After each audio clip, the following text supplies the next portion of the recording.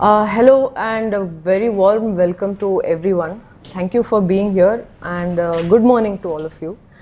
Well, I must first to begin with thank Professor Soumyabrata Choudhury and Professor Vaibhav Abnave for being here with us, coming all the way from Delhi and Pune. Palestine is a question that we have all been thinking of, pondering about, really concerned with. So we felt there should be a workshop or a serious engagement of sorts on this very crucial question. So again, welcome to you all, and thank you to the department, our department, to really giving us this space for openly thinking about these questions without any fear. So to start with, I will briefly make some opening remarks and hand over the platform to Professor Soumyabrata Choudhury for his lecture. And then for today's event, if you have all seen the flyer, there will be film screenings in the afternoon and then another lecture by Professor Vaibhav Abnave. Yes, let's begin.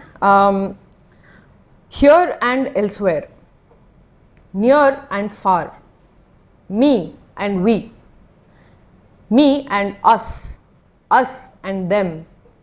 Well, one can go on and on about the endless extremities within which we find ourselves. In all of these, one extremity tries to suppress the other.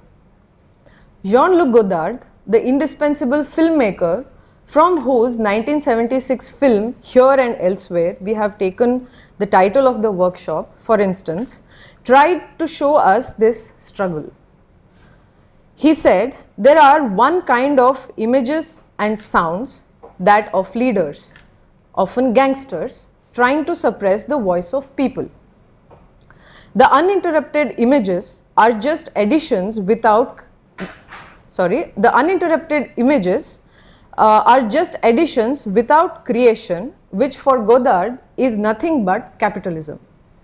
In short, the cacophony of a mundane capitalist life here, replacing the silences and screams of elsewhere. Images dividing a world of a good life here and a life of hunger and death elsewhere. Of course, the elsewhere we refer to is Palestine, and Gaza in particular, to make sense of what is going on there for the last 2 years, if not several decades. But elsewhere is not simply some distant time and space of a people and land belonging to an entirely different creed. Elsewhere is the elsewhere of here. Or again, as Godard says, one has to know here of ours in order to understand elsewhere of the others. Because the here, the quotidian life of here, saturated with endless images and sounds, do not let us think about what is happening elsewhere. The peace here does not let us think of the violence elsewhere. In this sense, here and elsewhere is a metaphor.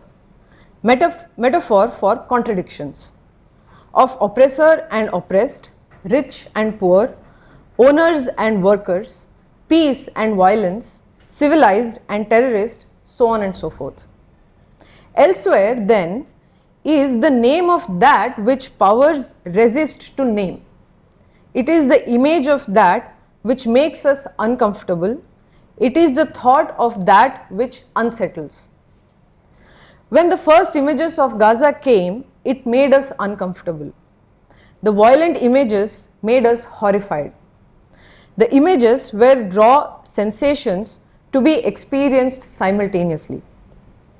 It is a live genocide happening in front of our eyes, as they say. But as days passed, as dead bodies count increased, the scrolling on the screen also increased. Now the genocidal images also seem to have become one more image.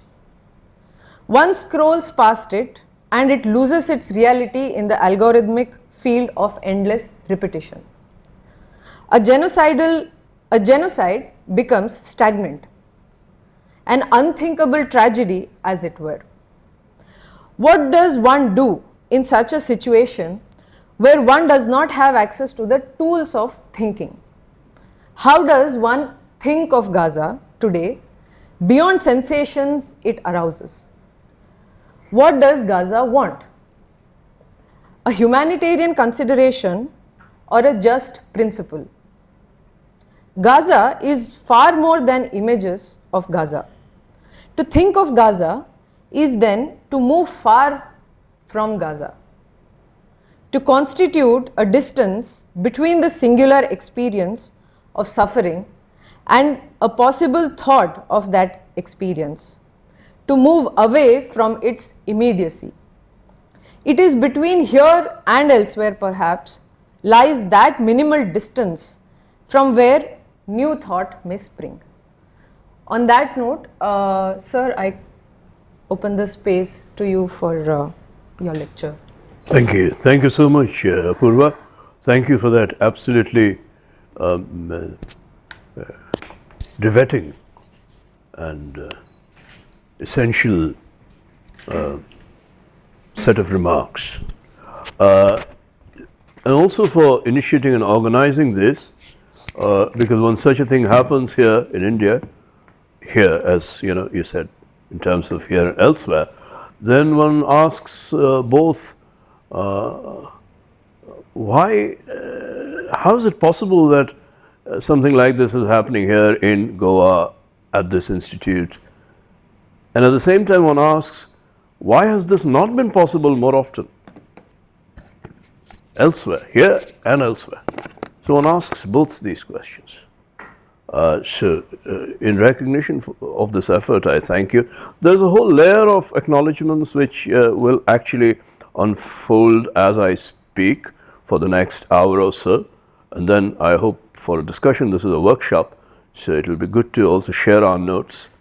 Vaibhav is here, and to do this with Vaibhav is a particular pleasure and privilege, because much of what I have thought about, written on and discussed has been actually at some point with Vaibhav's indispensable guidance, particularly in relation to the question of cinema and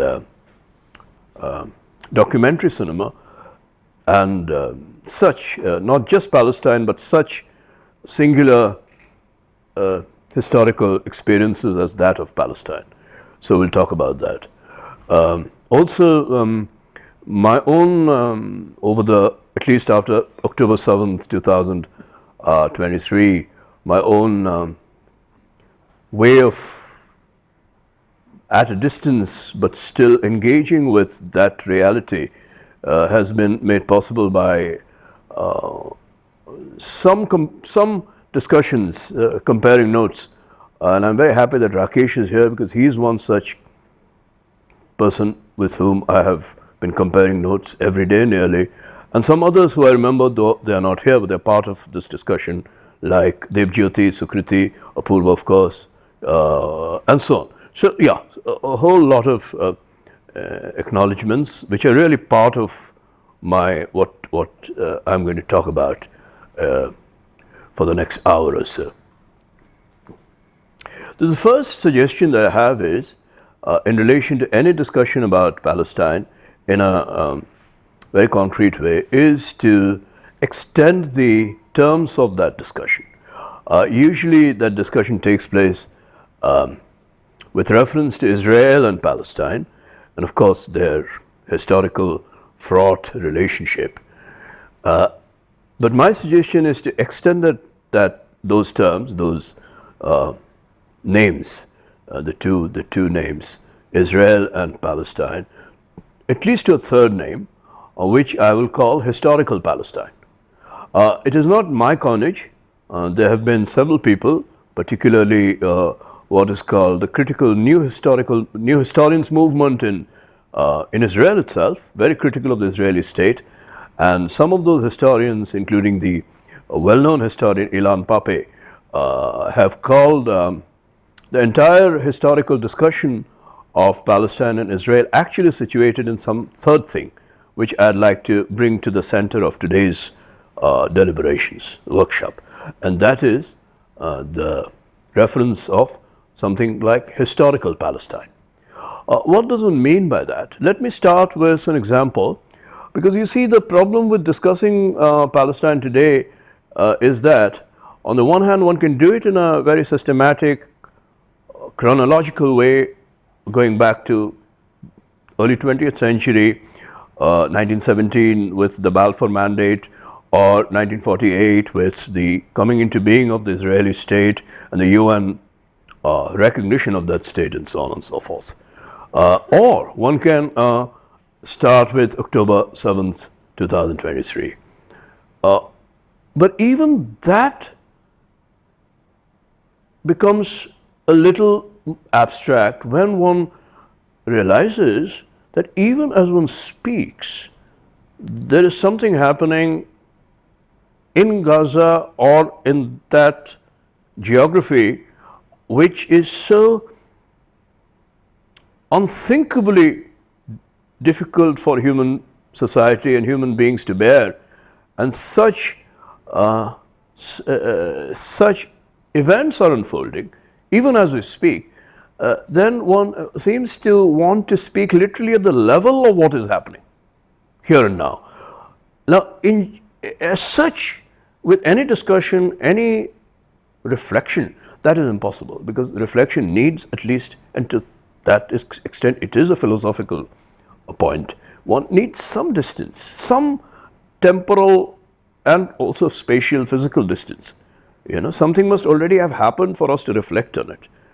And yet, since the speed and the intensity of what is happening in Gaza for the last, at least from October 7, 2023, these 2 years and little more than that, has been so intense and so unrelenting that the only justification for saying anything seems to be that we speak exactly at the level of the experience that people there are going through. And that seems to be impossible. But, strangely, there is one level at which that kind of an experience does become available to us, and Apurva made that point, even at a great distance, and that is as an image. Because we live in a kind of global society, which could be broadly called media society, in which all of society globally seems to be immersed or absorbed in a kind of regime of images which are supplied by different technological means, and even within something as real as what is going on in Gaza, there seems to be that immediate transmission through the medium of images of that reality to us, like at a distance from what is going on there. So to that extent, it seems that one can start at an earlier historical point, from when the question of Israel and Palestine, at least in the 20th century, they emerge, or one can start with a relative immediacy, but still a little back in the past, which is 7th October 2023, or one can start almost, yes, here and now. If not here and now, then almost, like taking notes, and that's what some of us have been doing for the last 2.5 years, which is, what did we see yesterday so that we can talk about it today? So let me start like that. What did I see? Well, not yesterday, because I was in Goa and I didn't have access to any kind of media information, but till day before yesterday. Well, I watched an interview on one channel, and I'll talk about this medium, the channels and so on and so forth briefly, because that's very important, from where we get our news. But that interview was of Palestinian doctor called Dr. Mustafa Barghouti. He could be, I do not know about it, he could be related to the well-known Palestinian jailed leader Marwan Barghouti. I don't know about that. But Dr. Mustafa Barghouti is a person who has been involved with different kinds of negotiations and discussions on the question of Palestine, and he lives in West Bank. So at a certain channel, he was supposed to give an interview, and the one who was to conduct the interview, he came on to his program and said that we are not able to get in touch with Mustafa Barghouti because it seems, first he said, it seems he is detained. And then he said, no, we've got in touch with him. And then Mustafa Barghouti comes on, online and says that, well, I'm not detained, but I'm continuously because I'm driving. I'm in a car. I'm doing this interview from a car and I'm traveling to my home in West Bank and there are 1,000 checkpoints, Israeli checkpoints. So I'm being stopped nearly at every, 30 meters. And so this interruption is because of that. And then it talks about that very geography of West Bank in this case, and in relation to West Bank, Gaza. And then in relation to Gaza and West Bank, Israel. And what does Israel geographically refer to? Jerusalem and the rest of Israel, which was formed in 1948, but after the 1967 war, Gaza and West Bank are, in a sense, joined to that earlier Israeli territory. But they are now, even in the eyes of the UN, of the status of being occupied. So they are not normalized within the Israeli territory, and yet they have an effective Israeli control. So in that context, we realize that if you're in West Bank, even if you have never gone there like I haven't, there is something in West Bank which is a life that is broken or disjointed from life in Gaza. Though Gaza and West Bank have been occupied after this 1967 war. But between Gaza and West Bank, there is a kind of brokenness because you are not allowed to travel from one place to the other because in between there is the earlier Israeli territory. So what effectively has happened is, and some of us know about it, that families who used to live before the occupation together, like families do, extended families, traveling from one place to the other, haven't seen each other for the last some 10, 15, 20 years. And even within the territory, say of Gaza or West Bank, like Mustafa Barghouti attests to, traveling requires so many permits, so many permissions, so many clarifications from the security that even within that geography, even if it's supposed to be one continuous place called West Bank, there is a continuous interruption of life. So this what could be called a history of geography can only be put together in any meaningful manner if one thinks back to some earlier point of emergence, some earlier terrain of emergence from where this broken history really originates. Now, there are different ways of doing this. One is, of course, a way of saying, and a lot of people do say that something like Palestine existed almost like a natural society in that territory before the question of Israel ever emerged in the 20th century. So to that extent, you could talk about a natural Palestine. But the trouble with any such imaginary or any such idea of a natural anything, natural Palestine, natural Israel, natural India, runs up against several difficulties. Because even if there is a natural society or that kind of referent like a natural Palestine, what would that actual referent be through thousands of years? It couldn't be the same state form, for instance, because inevitably all state forms change, even if they are not occupied by some other state. Even within the history of any society, state forms, political forms change. So you can't really talk about an eternal political form of any state. Or you can talk about a natural Palestine as a kind of nativist belonging. And a lot of people also make that claim. But of course, the question that immediately one asks with regard to any nativist belonging is the long duration question of immigration. So even within the Arab, societies and that entire Middle East, what is called Middle East or West Asia, and they are not exactly the same, because Middle East would also mean Asia and Africa, that entire region, you would also have a question of internal migration. But that migration can be of many sorts. It can be, of course, of the kind that is economic, but it can also be slow migrations which take place for other reasons. Society, religion, community, marriages, lots of things. Now, in that context, again, there would be some kind of a hybridity with regard to an identity of any society, including that of Palestine.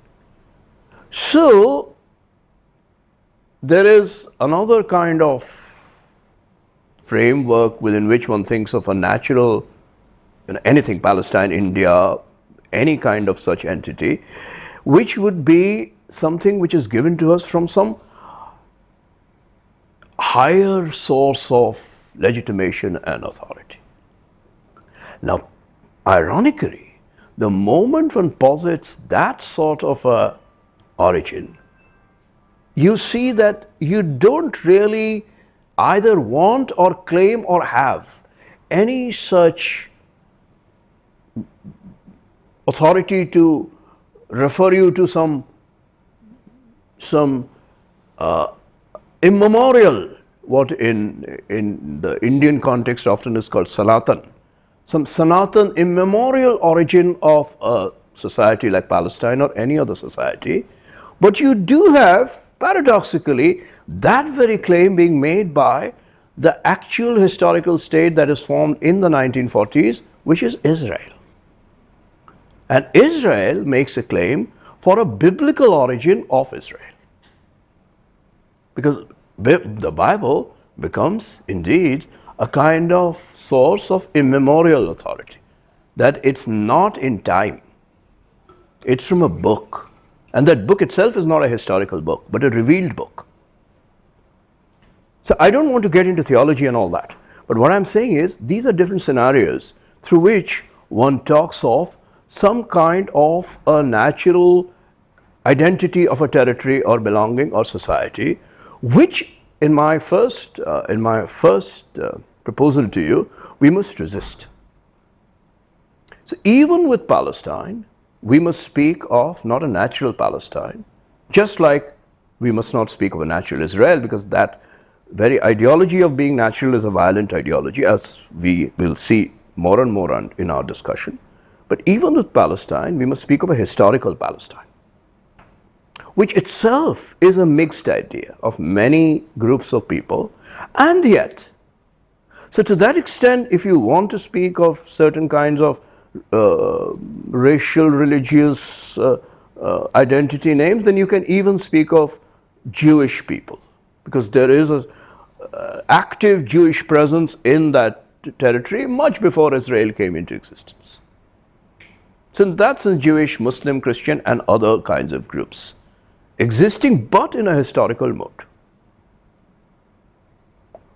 So that is why it is important to think of the present experience of someone who is living in West Bank and going through these kind of broken geographies of that very place where he lives in West Bank, to be referred back to something which is, of course, which goes back to an earlier period of history, maybe 100, maybe 150 years, or even more so, but still has to be thought of historicized, rather than thought of as something which belongs to some sort of absolute natural, self, a kind of self-belonging, or it is self-evident that this is Israel or that is Palestine, because the moment you do that, you actually mirror the very claim that Israel makes with the full backing of the state, and also with all kinds of other ideological means of saying that we were given this territory not through territory or history or geography, but through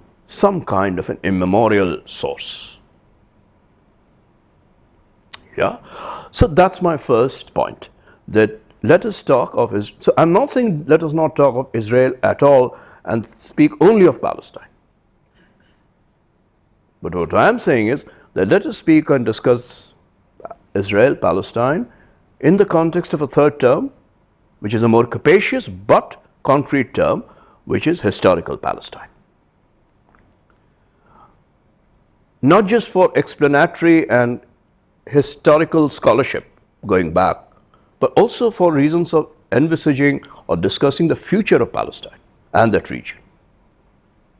So, historical Palestine also as part of a history of the future. Yeah? So, that's my first point. Now, on the second question for the purposes of this workshop, which concerns my own work, however meager it might be, we also go to the theme of this workshop, cinema and philosophy and Palestine. Now, the question of cinema is, of course, and Vaibhav is going to talk about that after we see some films in the afternoon, is, of course, very important to the history of this very question of Palestine and what I call historical Palestine, because one of the sources and forums for discussing historical Palestine is cinema, documentary cinema. Not just documentary cinema, but a mix of genres of cinema. Could be called documentary, quasi-documentary, feature films, fiction cinema, but a whole range of things. That is indeed part of the history of cinema. And we are going to see some works which are also pre-October 7th. And then some works which are happening between October 7th, 2023 and now. But my point is, while all of this we will do, we also have something which is like I started out by that, which is of a somewhat different order, though not disconnected at all, which is an order not of cinema but of media. The connection being that of regime of images, our encounter with images. Because in cinema we are dealing with images, and through the media we are also dealing with images. But they are not of the same order. Now, one of the things that happened in my own case, and this is a brief biographical remark about my own self, when I found out about, like all of us did, with a kind of sudden waking up on 8th October and finding out what had happened on the 7th October, elsewhere and yet so tremendously kind of, you could avoid the news, something you had to confront, that immediately I was plunged into that narrative, and whatever was happening from then to now, it has been going on. But through what? Now, I'll start out by saying through a more traditional form of the media, which I will use the old term, through what could be called journalism. Not straight away social media, or even something which we call visual media like television and all that. Though television is a part of that, newspapers are also part of that, but the broader term I will use is journalism. Now, what do I mean by journalism? Thanks to Vaibhav, I'm able to get access to a lot of very useful literature on contemporary cinema from different angles. So one very interesting author he referred me to, and I've been reading her, called Nora Alter, who has written much on documentary cinema. She has a long essay on a film which I'll refer to in a moment, and you'll see one part of that film in the afternoon session. A film called Far from Vietnam. I'll talk about it in a moment. But this film, which was made in 1967 in relation to Vietnam, not Palestine, but Vietnam also could be also referred to in that time as a question of not some essential Vietnam, but a historical Vietnam. So something parallel is there. Anyway, that apart, Nora Alter's essay is very interestingly called "The Film as an Essay Form as the Fourth Estate." Now, what is the Fourth Estate? You will know that after the French Revolution, the revolutionaries spoke of three estates. The estate which was the church's estate seems to be the idea of some kind of a holding of power, which includes property, of course, land, property and so on, basically a regime and source of power. So one is the church, the other one is feudal power, that's the other estate. And they with revolutionary enthusiasm, they spoke of third estate, which is disempowered or has been deprived of all privileges, all rights up to then, but which will rise up and then become the sole sovereign over the destiny of society. And they called it the third estate, which basically means the people.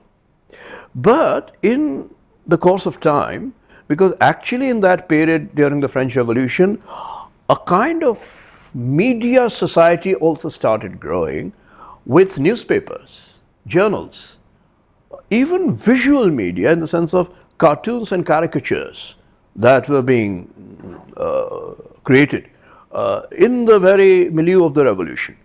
Lots of things were happening. So a term came into existence which is the fourth estate. The fourth estate being the press. So when Nora Alter speaks of a film or cinema as a fourth estate, that is very significant, because she is not speaking of of cinema straight away as, you know, the way we would generally tend to, cinema as art or entertainment. She is saying cinema is actually a form of a certain political form of the press, of journalism, which is as an organ of society, an essential organ of society, an essential pillar of society, like the other pillars, people, the other sources of social power, and then the press. So in that sense, can we think of, even before we jump into the world of social media and media in the way we experience it today, into something a little more classical? Now, what is the real function of the fourth estate? Just like the third estate's main function and its very foundation is that it is the real source of everything that society creates as value, whether it be intellectual value or material value. So that was the whole point of the French Revolution. Later, of course, the other revolutions took it up, that the people are the ones who create value, whether they be spiritual, artistic values or be material values. It's from the labor of people, the work of people, not from inherited wealth of the feudal lords or the religious clergy power, stuff like that. So there was a kind of truth to the people, which the erstwhile powerful elites didn't possess, like the church or the feudal lords, or the king for that matter. Similarly, the entire understanding of the press was, or journalism in that sense, what we understand to be journalism was, that somehow journalism was just like the people, was something which had a source in something real, something not inherited, something that you would do out of your own labor. Here the labor is not to produce, say, what you produce through agriculture, food, or in the factory you produce other kinds of material goods. But here too you produce, but you produce something which is a kind of social reflection of truth or social truth, which is a kind of common truth which holds for everyone. Now the question is, where does one delimit this common? Is this common limited to, let's say, a nation, because it was the French Revolution? Is it a French fourth estate, French press, French media that we're talking about, just like we're talking about French people? This is not the idea at all. And this couldn't be the idea, logically, because if it is truth, then it cannot be bound by any national or local delimitation. So to that extent, the very terminology of estate was anachronistic. You did speak of the third estate, sure, but you see the very word estate evokes what? What does it really connote? It connotes something which you hold as property, which is always local. Your church, your land, your capital. But the moment you say people, it opens up to something which no one can own. So to that extent, the idea of the people was always open-ended. Sure, to begin with, it referred to the French people. But the French people itself is an indeterminate idea. So even during the revolution, there were foreigners who were fighting for the revolutionaries. So it couldn't be really reduced to national identity.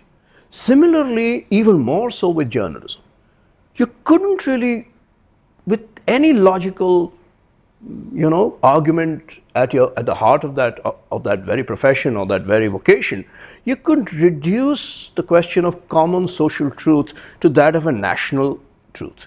That can't work. Because social truth will take place out of factors which will be, some of them will be national, some of them will be international, many things will happen. Some of them will concern only the citizens of a particular country, and some of them will go beyond that country, and they'll all be interconnected. So to that extent, the so-called fourth estate was not an estate. Couldn't be an estate. It couldn't be something local and regional and in the form of something which is delimited. It had to be open to the very openness of history. So intrinsically, journalism had a world historical quality or a world historical meaning. So you could be a French newspaper, but even if you were to report about something happening in France, you would equally have to be careful and attentive to the truth of elsewhere. It was bound to happen just like it is bound to happen today. And yet, more and more so, we seem to refer to media through national reference points, more now than earlier. So we do speak of Indian media and French media and this media and that media, Israeli media. And there is a real reason to do that, because we clearly see that each of these medias dominantly reflects the power structure and the power configuration of that society. And we'll have occasion to talk about Israeli media in the course of the discussion. But the idea of the fourth estate was not that. The principle of the fourth estate was that it was open to something which is necessarily open-ended, that is history. And that is always a history of many things at the same time. Nation is one part of it. So to that extent, when you talk about cinema, including documentary films, and you talk about a film as part of this kind of open-ended historical documentation in the same way that you talked about journalism, then you're not saying that cinema is the same thing as reportage. Cinema has to do what journalists are supposed to do, with a lot of ethical commitment and neutrality, which is report the truth. You're not saying cinema has to necessarily report the truth, but you are saying that cinema must ground itself in the same principle of being open to history in the widest sense, which should not be in the first place referred to a national history. So this is one point, again, I would like us to keep in mind with regard to the question of cinema in the course of our discussion. That cinema, and I'm taking this idea from Nora Alter, that cinema to be seen on the one hand as very close to history, and you could complain, cinema is almost like reporting. That is surely not cinema, but I don't mean that. I mean cinema as of the same open-endedness and yet alertness to the real of history. Yeah, so that's my second point. Now the question of philosophy. Now this is a very strange word to use in this sort of a discussion which is so much to do with immediacy and real people and real suffering, and something which cannot be exchanged for anything which is an easy universalism that, oh, we are all suffering, oh, everyone has their own little corners of great alienation and loneliness, whether that be in Palestine or in wherever, in India, in some corner, in Delhi or Goa or wherever. It doesn't work like that. Surely the intensity of experience and the very reality of experience, it cannot be exchanged. You can't exchange your experience of Palestinian experience. To that extent, the distance is insuperable. The gap can't be closed. And philosophy seems to be a little too abstract to deal with that sort of concreteness. At least that seems to be, at first glance, a real question for us to think about. But if you look at the internal discussions that take place in the course of everything that happens, actually, really, like what has been happening in Gaza and what happened on 7th October, even before that, but at least from that point onwards, then you also see certain kinds of perspectives that seem to emerge almost automatically, almost mechanically. For instance, a perspective that emerges in every discussion, and even these newspapers and journalists talk about it as a matter of course, that something real happens, something, say, October 7th happens, which is so extreme that everyone is shocked. So it is, of course, referred to in terms of its description and the sources you have, and that is a very murky area, and we'll talk about it a little bit.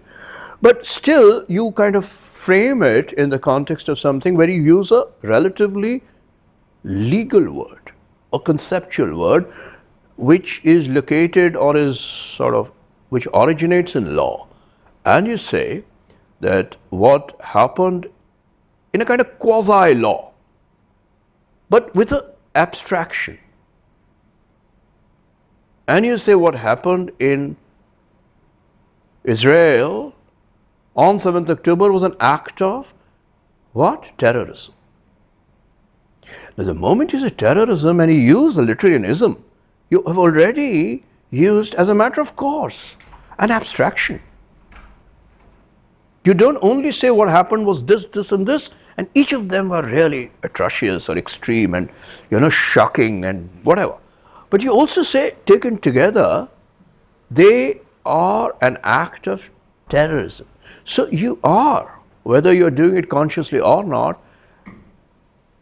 definitely implicating a real incident and event of history into the domain of ideas. Because even if that idea is a very bad idea, there must be an idea of terrorism for it to be called terrorism. Because it is an ism, no? Some purposiveness must be there to, if you want to call it terrorism, to terrorism.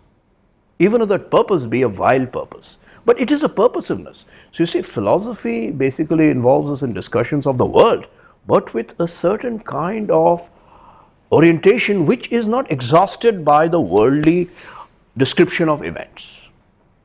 So something happens on 7th October which you describe journalistically, but you go beyond that and frame it and you say it is an act of terrorism. And then what happens after 7th October, and more and more and more it goes on, unbearably so up to the present, and it's still going on, you say, and you make a strong case for it, both as part of this sort of a larger media world, and now social media and everything else is also part of that whole experience, media experience, and you talk about genocide. The genocide that is being committed by the IDF and Israeli state against a people, against a genos. Genocide is surely, if it means anything, it means that it is a systematic elimination through violent means and other means, apparently not only violent, but starvation as also a means of genocide, which is to target a genos, a people, a group.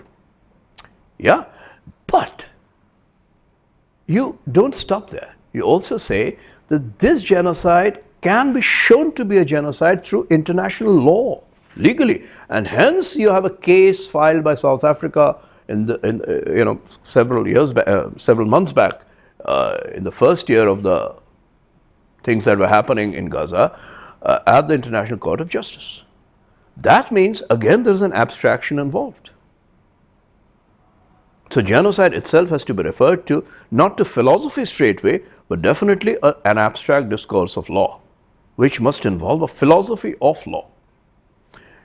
And I mean this in a very specific sense, because you see, whenever people who reject the claim of genocide, despite all evidence that this is a genocide, including people in Israel, of course, they do it unashamedly, but other people who want to take a kind of sitting on the fence thing, that yeah, it's bad, but it's not genocide. A lot of American state people do it. What is it that they say? Of course, there is that kind of thing which we could talk about, but it's not a primary point, that you cannot commit a genocide against those who are the victims of genocide in the past, historically. That is Jewish people. That doesn't hold logical, it doesn't hold water logically. But what to do? That is a statement that is made by a lot of people. But we will not go there straight away. We will first talk about something which is a little more meaningful. So people who say, yes, this looks like genocide and it is very bad, yet it is not genocide, at least not at the level of what the Holocaust is or was in Germany against the Jews, is because the Holocaust was the result of a kind of intentionality and its intensity of targeting the Jews in a manner that was so systematic, so single-minded, so cold-blooded, that even if Israel is doing what it is doing, and that is really bad, it doesn't have that intensity. It doesn't have that kind of single-minded intentionality. Now you see, this is a philosophical question now. How does one demonstrate and understand the intensity of an intention, whether of an individual or a collective subject like a state or a party like the Nazi Party, or what we call right-wing fascism then and now? But in their actions, how does one evaluate the intensity of that intention? Because that is one way of qualifying what is a genocide, or let's say what is the worst genocide, or what really counts as genocide, and some which are almost genocide but not quite genocide. And there is a whole gradation of these terms that take place not only at the level of law, but also more fundamentally at the level of something strangely abstract but very real, which is a philosophical idea of collective intentionality, even if the intentionality is one of doing something so bad, and so bad that eventually it must, yes, be captured by an image. That image mostly is not philosophical, but it goes beyond philosophy. And that's why you will see that Holocaust, though in the modern times, is often described as an act of not terrorism. Terrorism is a mild word comparatively. Of course, at that time in the 1940s, terrorism, that word was, at least it didn't mean the same thing as it does now. Anyway, the word that is used is stronger than terrorism. No, the word that is used is evil. Evil. So evil is a theological idea, though a great philosopher like Immanuel Kant wrote about it. He wrote a whole thing about what is called radical evil. But its most common imaginary or set of images arise from the domain of religion, where you have theories of, or if not theories, narratives, mythologies of evil. So in the modern times, we speak of evil, but the question of evil is that evil cannot be repeated. Evil is singular, evil is unique, it is exceptional. So if the Holocaust has already happened, and that is the evil in that singular, exceptional, absolute sense, total sense, universal sense, then can you have another Holocaust ever? Now, this becomes a strange kind of an argument resisting history, that even if you think that, oh, this is looking very bad, and it could be as bad as something that has happened in the past, but because you have said something has taken place in the past that is evil, you cannot really have another evil. Because evil has become a kind of final exceptional model, or a model of the exception. You know? So to that extent, philosophy also leads to a very strange thing that we call dogmatism. Dogmatism itself is not philosophical. It is actually deeply anti-philosophical, but its instruments are philosophical. Because dogmatism uses the same value which philosophy wants to discern. Philosophy wants to discern it. Dogmatism imposes it. And what is that value? That value is that of the absolute. So this distinction, I think, would also be very important for us to keep in mind when we have our, further deliberations today. So I thought I should make these initial remarks to open up the terrain, in terms of the very reference points. We shouldn't take anything for granted. So now let me come to my theme for today, which is a theme. Now, I wrote a book, small book, on all of this, which came out last year, which means that things that are happening till last year, my book was, like I told you in the beginning, kind of set of notes running along those things. But since then, up to now, several other things have happened, and some things have intensified to a point that the very essence seems to have transformed into something else. So what I'm going to talk about now is not really part of my book straight away. It comes out of it, but it is really something which I couldn't have written about in that period when I wrote my book and it got published last year. What is that one point that I'm trying to raise, which I couldn't have written about in my book in 2024? Well, you see, one of the things that we saw from the very beginning, after 7th October at least, was that with what was happening in the course of the Israeli continuous assaults, bombings on the territory of the place that is called Gaza, and parallelly many other things that are happening all over the world, including within Israel and in the occupied territory of West Bank, but also along the borders of Israel, particularly in Lebanon. All of that was going on, and all of this was coming to us through the sources of the media, which I would like to put together still as journalism, which is what I was trying to do at that time. One relatively constant source of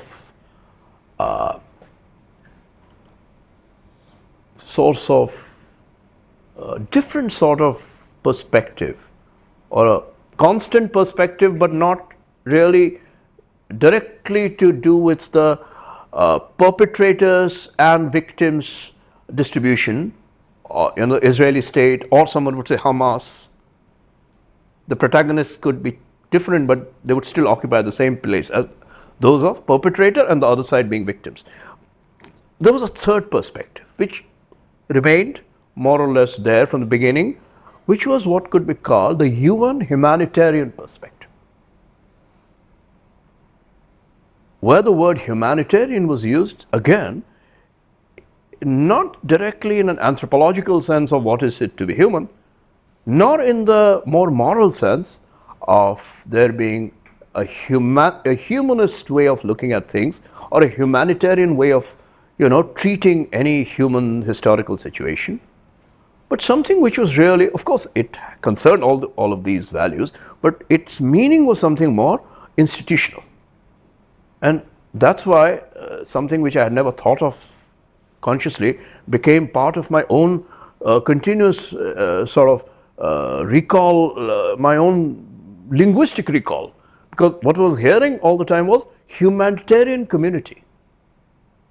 So while the rest of the world was fighting over the right and wrong, and we'll talk about justice tomorrow,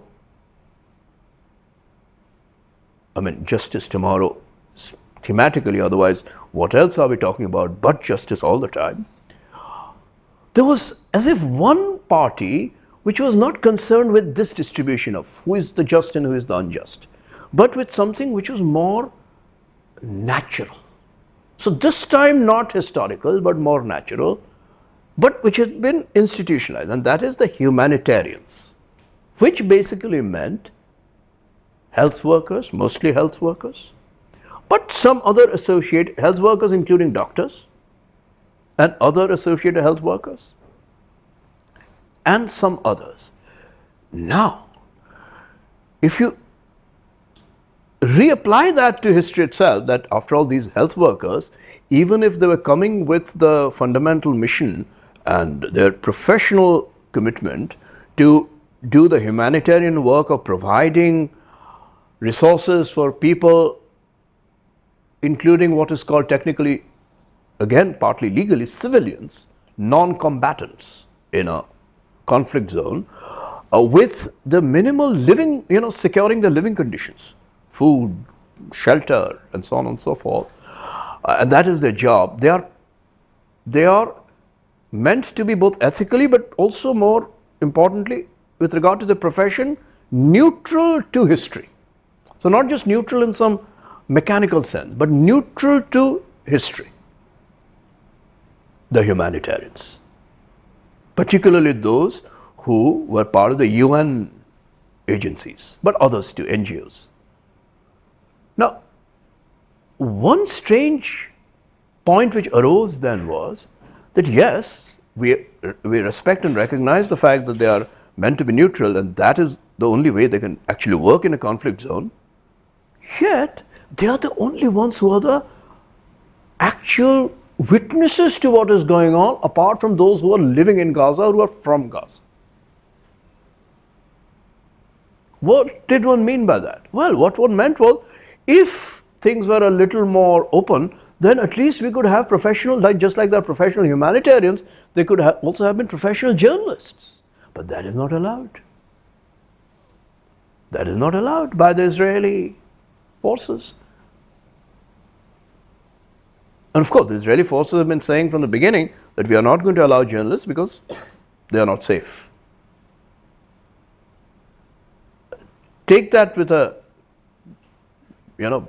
pinch or a big sort of fistful of salt. But whatever it is, effectively, there are no journalists, which means if that earlier idea of journalism comes back, we kind of remember that the idea of journalism or the meaning of journalism is that figure, that embodiment of a value or principle is the embodiment of a principle of truth open to history in the widest sense. Then that figure is absent, that there is no embodiment of that principle. But there is a different embodiment, the embodiment of the principle of humanitarian assistance, humanitarian securing the fundamental conditions of life. But empirically placed in the same situation as a potential journalist. That's why we entered a strange, a point of strange, I don't know what to call it, reversal. That someone who is not a journalist could be the source of a journalistic opening to a historical situation. Those very doctors, those very health workers, and so on and so forth in Gaza. But there was a problem. There was a conflict there, no? Clearly. To begin with, those people, the doctors and so on, and they were coming from, because they were the only ones who were given permission by Israelis, that too with a lot of difficulty, particularly from the West, Britain, America, and other countries who were spending 1 month, 15 days, 20 days in that particular, different areas of Gaza and in those many hospitals, and they were literally witnesses to what was going on, and we were hearing about it. And how were we hearing about it? Because there was also a kind of reflexive transmission of information, given that it's an age of social media and people were able to, or they kind of almost automatically as a reflex, they were filming things and it was circulating online. And that was also becoming of some news, becoming parts of news reports from other sources, including TV channels, which is my source mostly, and then newspapers, whatever that might be. The very places where these humanitarians were, the so-called humanitarian community was working, the hospitals mostly, but also tents and schools and churches and mosques and so on and so forth, all of them were targets of bombing and were being devastated. So again and again we were getting news like that, but we were still not getting testimonies or interpretations of the situation which were journalistic, meaning based on empirical observation, what is the minimal truthful interpretation I can make of what has caused this, who is responsible, what is the distribution of roles and so on. Because the moment you do that, you start sounding partisan. So if a doctor comes and says, well, I am neutral, but it looks to me as if, the Israeli military has done something wrong. The moment he says that or she says it, you say, no, that's not your job. That's the job of a journalist maybe, but you're a doctor. You can't, take a stand on Israel and Palestine and so on and so forth. The moment you do that, I can't trust you. Yeah, this was the first phase when I wrote my book. So in my book, you will not get much reference to the so-called humanitarian side of things. You'll get a lot of reference to actually what is going on with people in Gaza and the question of Gaza and Israeli state, political, question of the political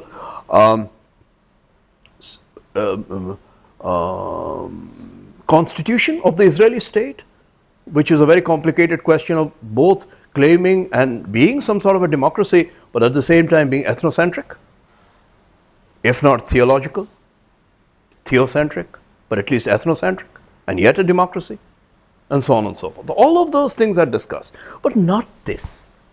Because till the first year, the so-called humanitarian figures were coming back from however time they spent in Gaza, and came back and said that what we have seen is something so bad that we have not seen it in Africa, where we have been also doing this sort of work, in Afghanistan and in other places.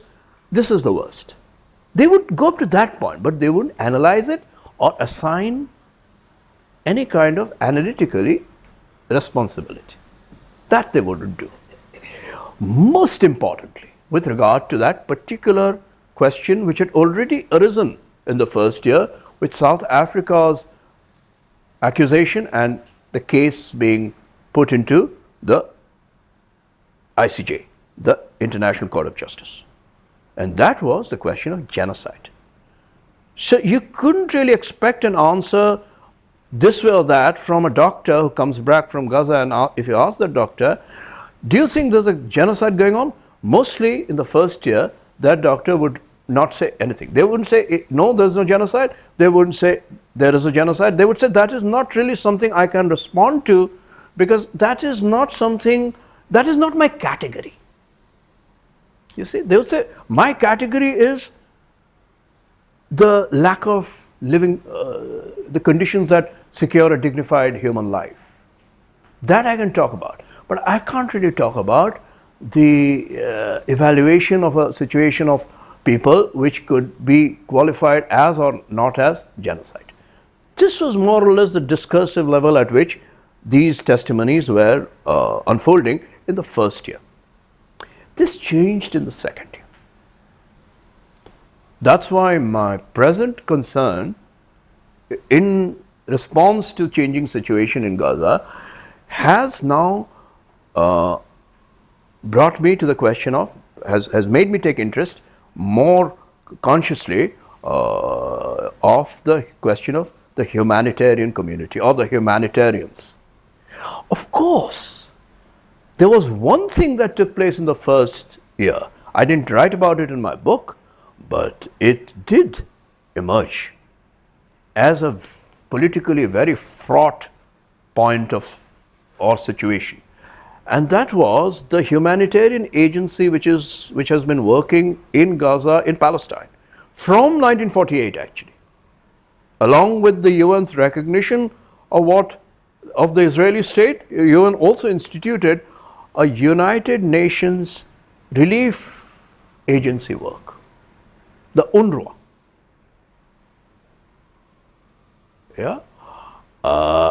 Which was continuously, and it was the biggest organization with resources from all over the world, particularly Western rich countries, America most of all, funding them so that they could continuously supply the resources not just for health but also education of children.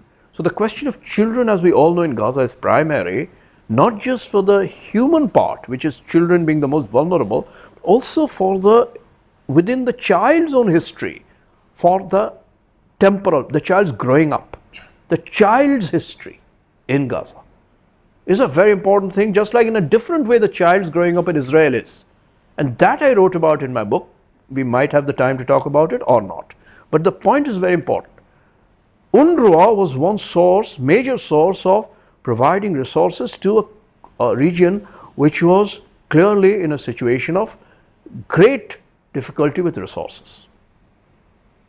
Now what happened was, in the earliest, we don't know about a proper investigation in Israel because that is still pending into what happened on 7th October. But one of the initial at whatever level their investigations led them to accuse UNRWA of participation in the October 7th incidents, the attacks, the assault.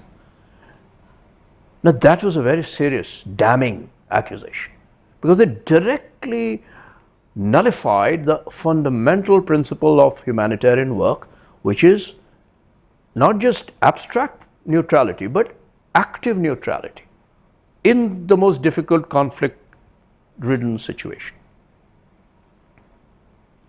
And the moment Israel made that accusation, within a day or two, 99% of the European and American countries suspended their funding of the UNRWA, which meant the UNRWA was, of course, UNRWA has a massive resource base, so they of course still have a lot of existing resources. But the moment, even before those investigations are properly investigated by the others, not just Israel, but other countries, other societies, other journalists, other media, people.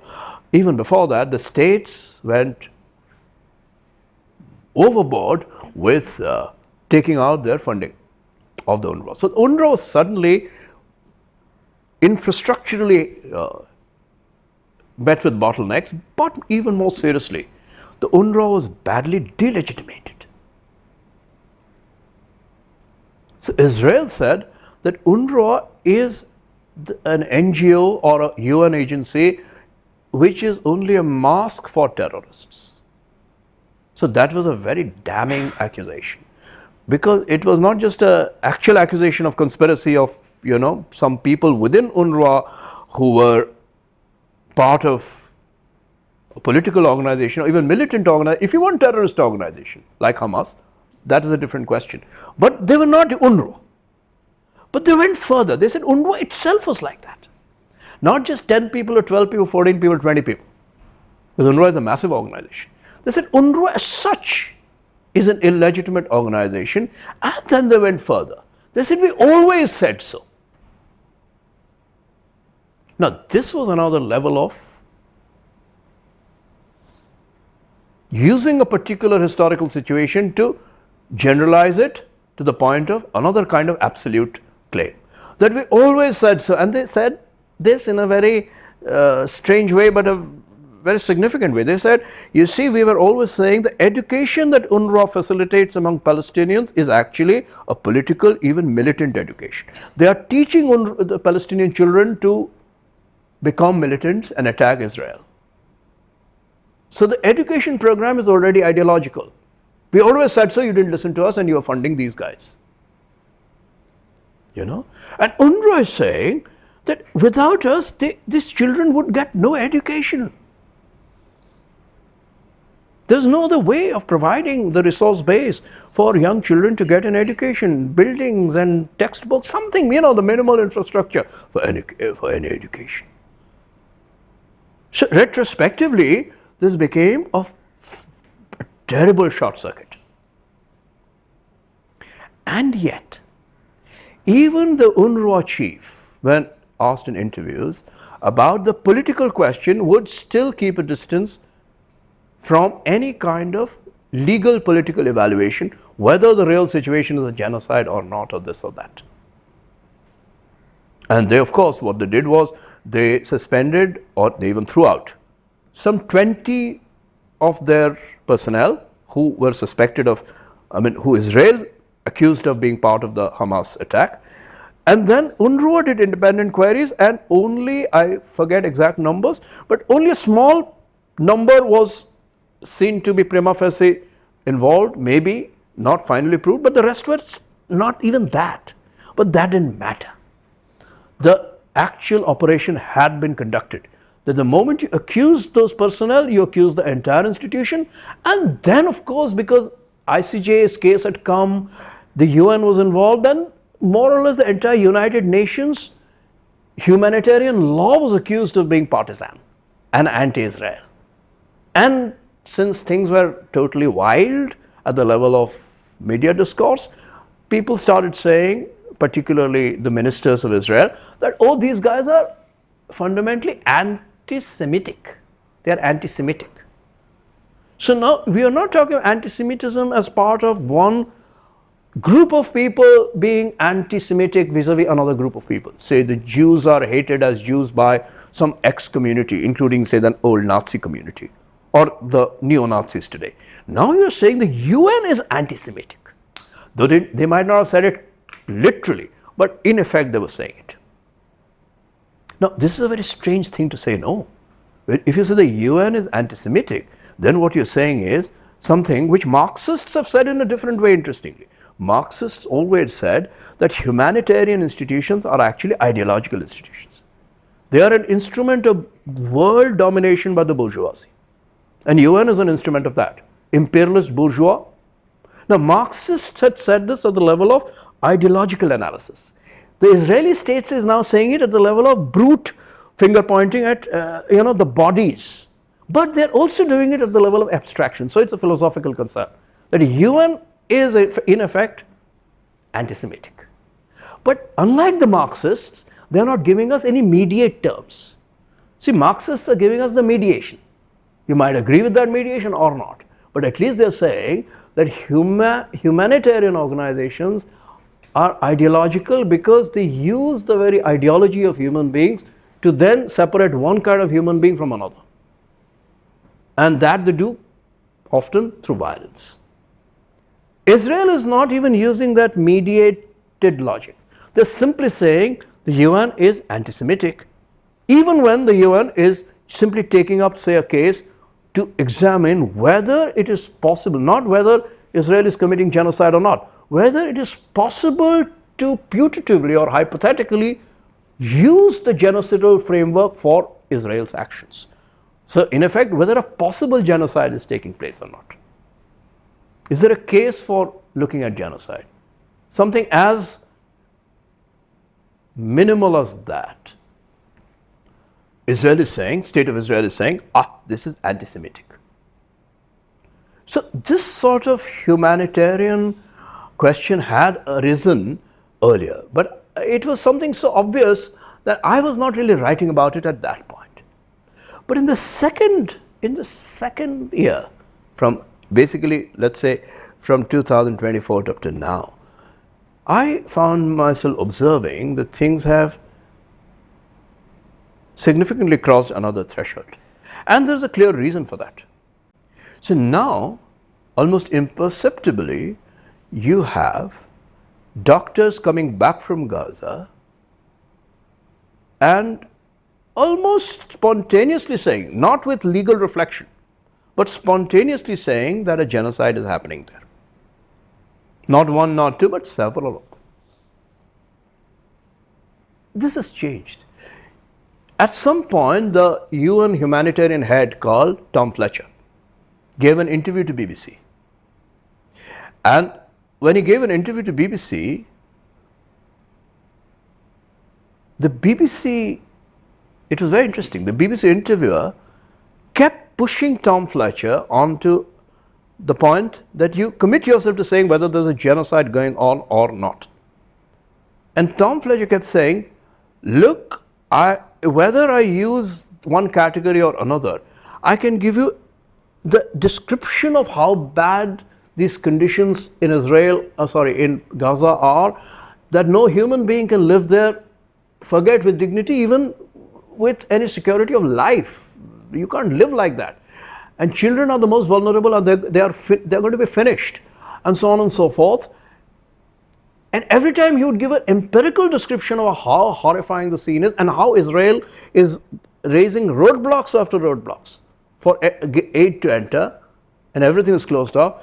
The interviewer kept, and that is the nature of media discourse. Now the word genocide is not used either as a legal question or the way it has become now, almost like a common intuitive truth that yes, there is a genocide. This guy was using the word as a word of media, that once I have a Tom Fletcher, who is the head of the humanitarian head in UN, say it is genocide, then what do I have? I have a celebrity saying this is genocide. So there are three ways of using the word genocide. One is to use it as a legal question. The other is to use it as an intuitive but common truth, but based on journalistic, relatively true investigation. And the third one is to use it as a media word, a kind of media code, which gets that much more refurbished and consolidated, but also rigidified when it is mouthed or passed on by a celebrity economy.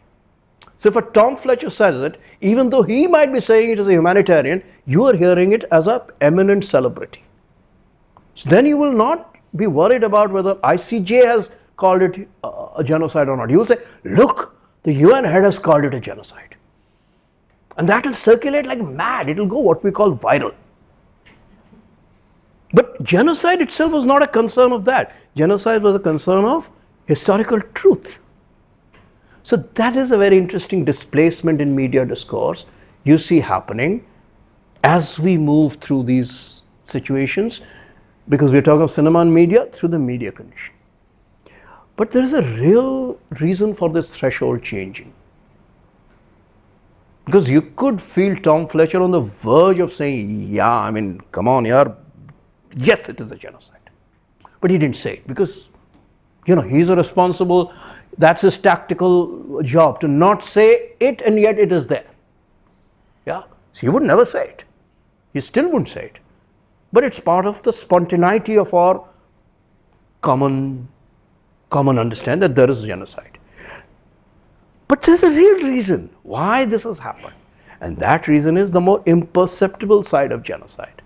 When genocide happens, not just the targeting of bodies, whether that body be a civilian body or a militant body, because we do realize that these distinctions are not so easy to make. Even if the UNRWA accusation was a very strange, I don't know enough to go into it, but that accusation was a very damning accusation, and it has very damaging consequences for resources of UNRWA, and it really damaged the situation of aid in Gaza. But in general it is true, and I think it's a very important point, that we can't simply sit back comfortably and absolutely in a reassured way that we know exactly who a militant is and who a civilian is. It doesn't work like that. Yet the war as fought classically between combatants is a war fought through targeting bodies of combatants, this way or that way, both ways. That's the meaning, classically meaning of war. War targets the bodies of combatants, whether to kill or to capture. Well, this is another kind of war, which in the 20th century became more and more used and yet remained more and more imperceptible. The German philosopher Peter Sloterdijk has called it a war of atmosphere. where you target not bodies of combatants. The enemy combatant, you target the body of the enemy combatant. But what you do is you target the atmosphere. Means what? Means you target the conditions in which combatants fight. Which means you don't just target conditions in which combatants fight, you target the conditions in which non-combatants live. Here the civilian combatant or militant distinction becomes more meaningful. You're not sure who a militant is or who a combatant is eventually, but you do know that both are involved in the same infrastructure of society.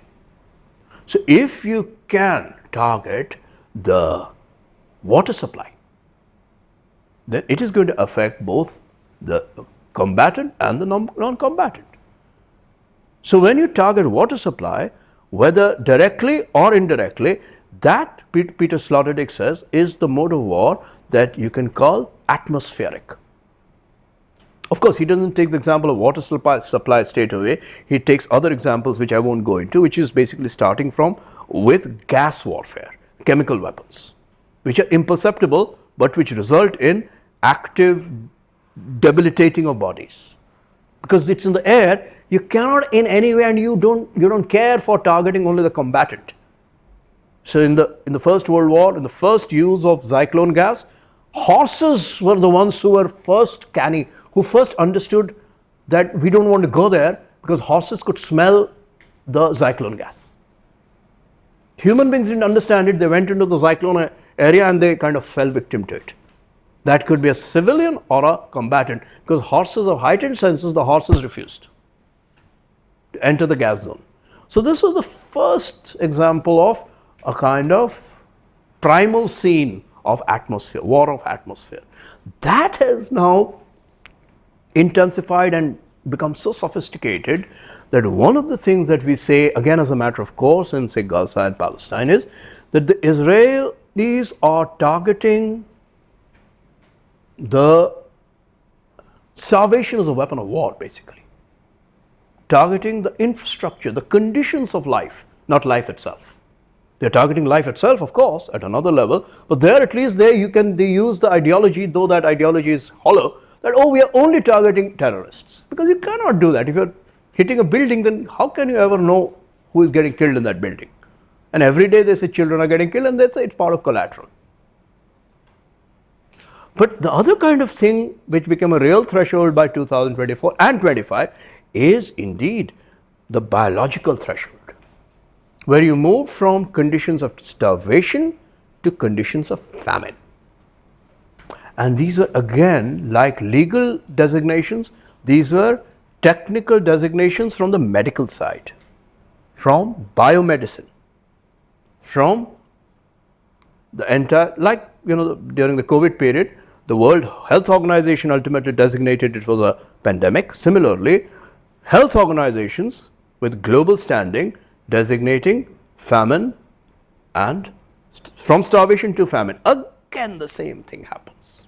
Again, Israel says the moment these designations happen, this is anti-Semitic. This is anti-Israel. Same replication. You said genocide, not a group saying genocide. So you say Palestinians, then you say Palestinians are anti-Semitic. I mean, Palestinians also being a hybrid group, it's very difficult to understand who a Palestinian is. But it's still between groups. But moment institutions and global institutions like UN say that this is a genocide, this is anti-Semitic. This time they say this is famine, they say it's anti-Semitic. Now, this vicious circle is repeated again and again, to the point that we are really at the end of logic. There is a kind of crisis of logic. So not philosophy anymore, but logic. So in a way, question of cinema comes back, because cinema is also to recover another logic of thinking, where images seem to be pushing us towards a strange impasse of logic, where on the one hand you do see the intuitive basis for saying this is a genocide. On the other hand, precisely because of the nature of this forensic density of today's media conditions where everything can be filmed with such dense distribution of points of views. Basically, same thing can be, it's a cinematic description, from angles which are multiple. That makes the image that much richer in terms of detail, forensic detail, but also makes it that much more vulnerable to the allegation that this is all technically manipulated, doctored. So it's an impasse. The very thing which is a resource, forensic resource of truth, because of the nature of technical development, makes it vulnerable to the immediate rebuttal that all of this is only technical, but not historical, not real. So this is the kind of impasse. Can cinema help us recover from that? Is a question we'll probably come back to in the afternoon. But in my own book, in the first instance, I was struck by this question.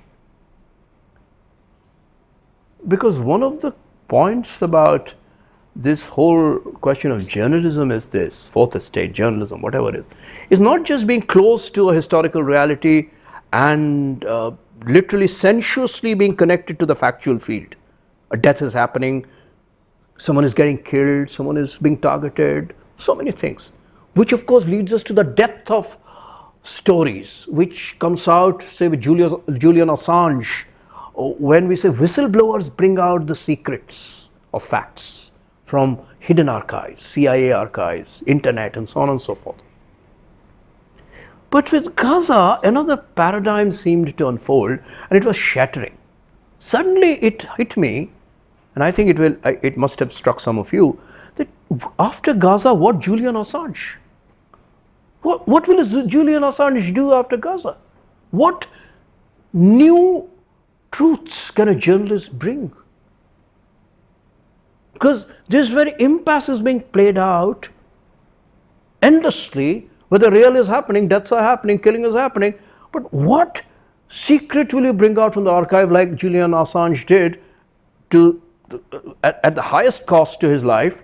He didn't die, but he effectively died. When he brought out the secrets of Iraq war. After Gaza, what Julian Assange? So that was a crisis of the journalism question. I'm not saying the end of it, but a crisis of it. But it is also a crisis of logic. So in my first book, I did raise this point to the Vietnam example, that in Vietnam this crisis was seen initially, but at least you could think about that crisis from an outside point. So Weber is going to talk about it, and the film will see. There was a compilation film made in 1967, and again Weber was the one who first led me to that compilation film called Far from Vietnam.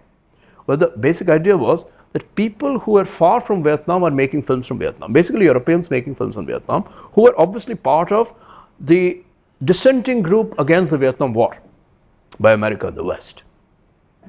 And Jean-Luc Godard was one of the leading filmmakers who made a small film called Camera Eye, in which Camera Eye meaning E-Y-E-I, Camera Eye, where you will see he is placed behind the camera and basically he is saying, I am not in Vietnam. Now, there is a story behind that, which we don't have the time to go into. He was not able to go to Vietnam. Similar situation with the journalists today. They are also not able to enter Gaza. But the difference is, even if you are not able to enter Gaza, it is as if you are still in Gaza. With Godard, it was different. It was not as if there were no images of Vietnam. On the contrary, that image society had already sort of burst upon at least Western consciousness, because there was a lot of media work in West, and yet there was some specificity of the image. So one of the images that really raised a tremendous amount of sort of horrified fascination was the image of the burning sky with the atomic bomb, the Hiroshima. That became an image. And the other, and Dresden bombing also, again, no time to talk about it. There was a bombing which took place before that, Allied bombing in the German town of Dresden, which was really to bomb the sky, not bomb people, bomb the sky. The sky was on fire. So it became an image. So film writers said that this image is of a kind of beauty and a kind of fascination which fascinates us like, at that point they said, Marilyn Monroe's face. Can you imagine?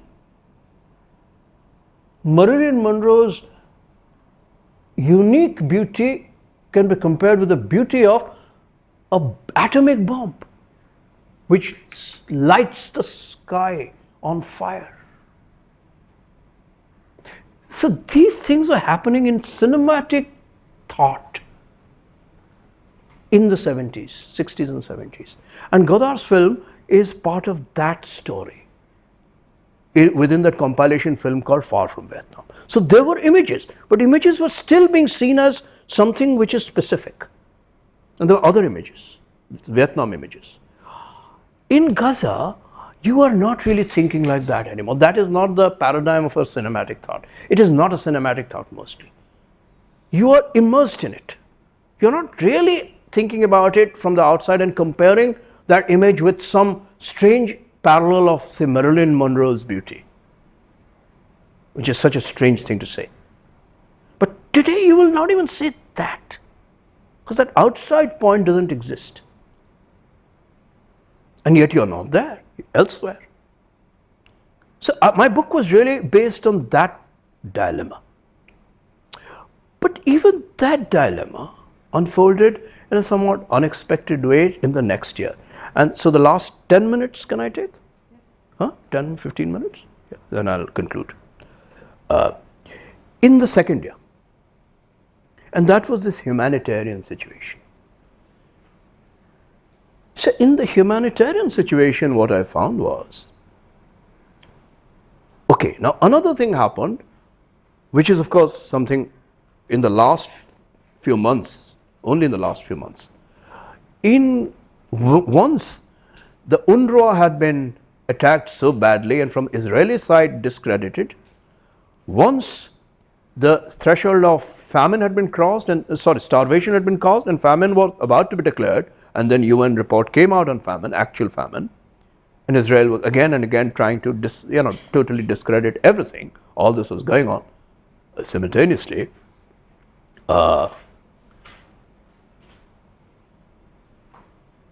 There was actual change in the aid dispensation regime. So till then the situation was an impasse where even though Israel was discrediting the aid suppliers, saying they were masks for terrorists and militants and sympathizers,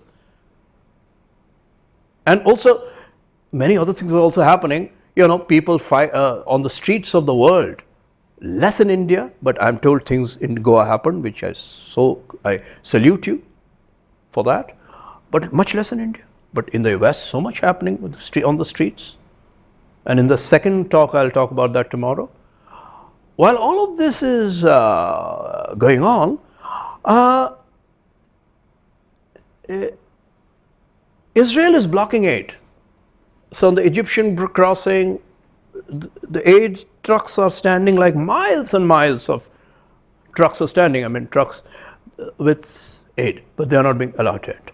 Suddenly what happens is there's change of aid, because there is also, of course, with all these thresholds being crossed, tremendous pressure on them, and there's outcry and outrage and scandal, and images are coming of children in absolutely unbearable situations, and those images are, you can't see them.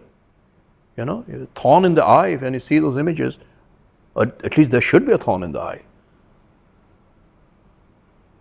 What Israel and America did together is that and of course here the figure of Trump, you'll notice I hadn't mentioned him till now.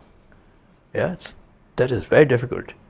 But now I do, because he actually played a part in this. He played a part in many things in the story, but this he did because what we had was a new thing called an NGO, of course, called Gaza Humanitarian Foundation, who changed the mode of aid delivery. Anyone know aid was coming in, but what they did was they said, we are going to now set up they used the word hub.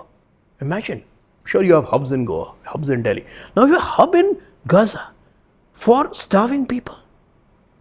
where you have to walk down to that hub and there will be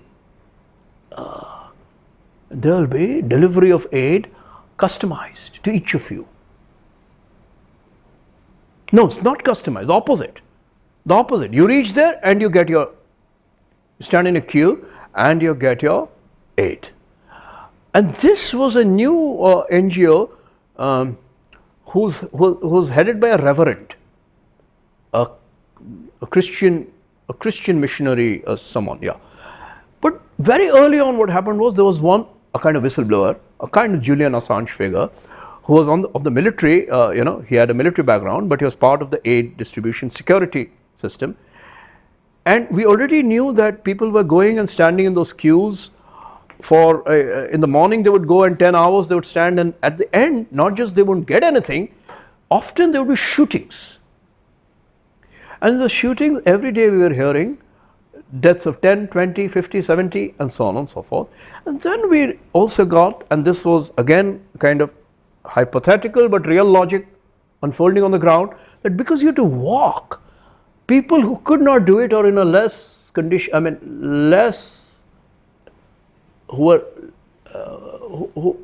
had less ability to do it, like old people with disabilities and so on and so forth, couldn't do those walks. So young children were standing in queues, and a lot of those children, and men more, were getting targeted. And then one doctor called Dr. Nick Maynard, I heard him again on one of the channels, from Oxford, a doctor, physician, who spent a long time and some time in Al-Nasser Hospital, not Al-Nasser, Al-Nasser Hospital, came back and said, I observed, and this was quite horrifying. Again, Israel has tried to say that this is all ideological, but his report was that I observed that every day there would be groups of people coming with wounds, bullet wounds, and those wounds were strange wounds.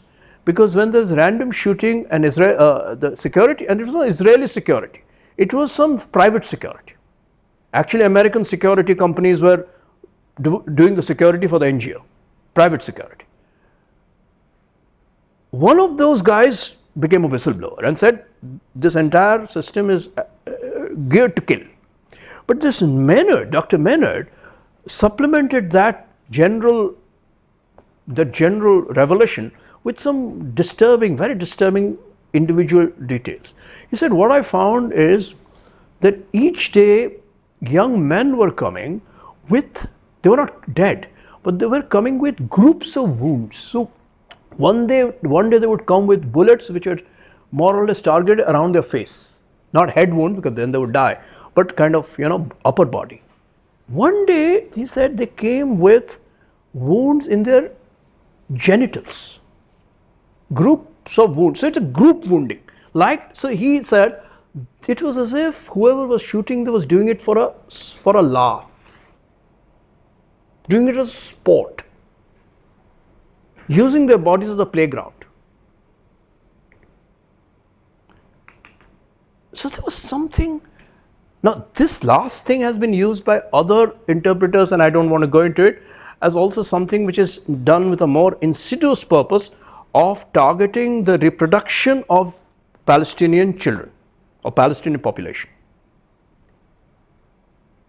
Now that part for the moment I'll leave aside, but even Dr. Maynard's testimony, or his, what he told us after he came out of the hospital, out of Gaza, is in itself something so strange that now soldiers are doing this as a kind of specific mode of a kind of targeting of population, not at the level of either war in the old sense or debilitating them and so on, but as a message, as a kind of sadistic message, as an enjoyment, as a pleasure. Now this is not peculiar to Israel. This is something which is across the board when warfare is concerned, that all warfare concerns pleasure.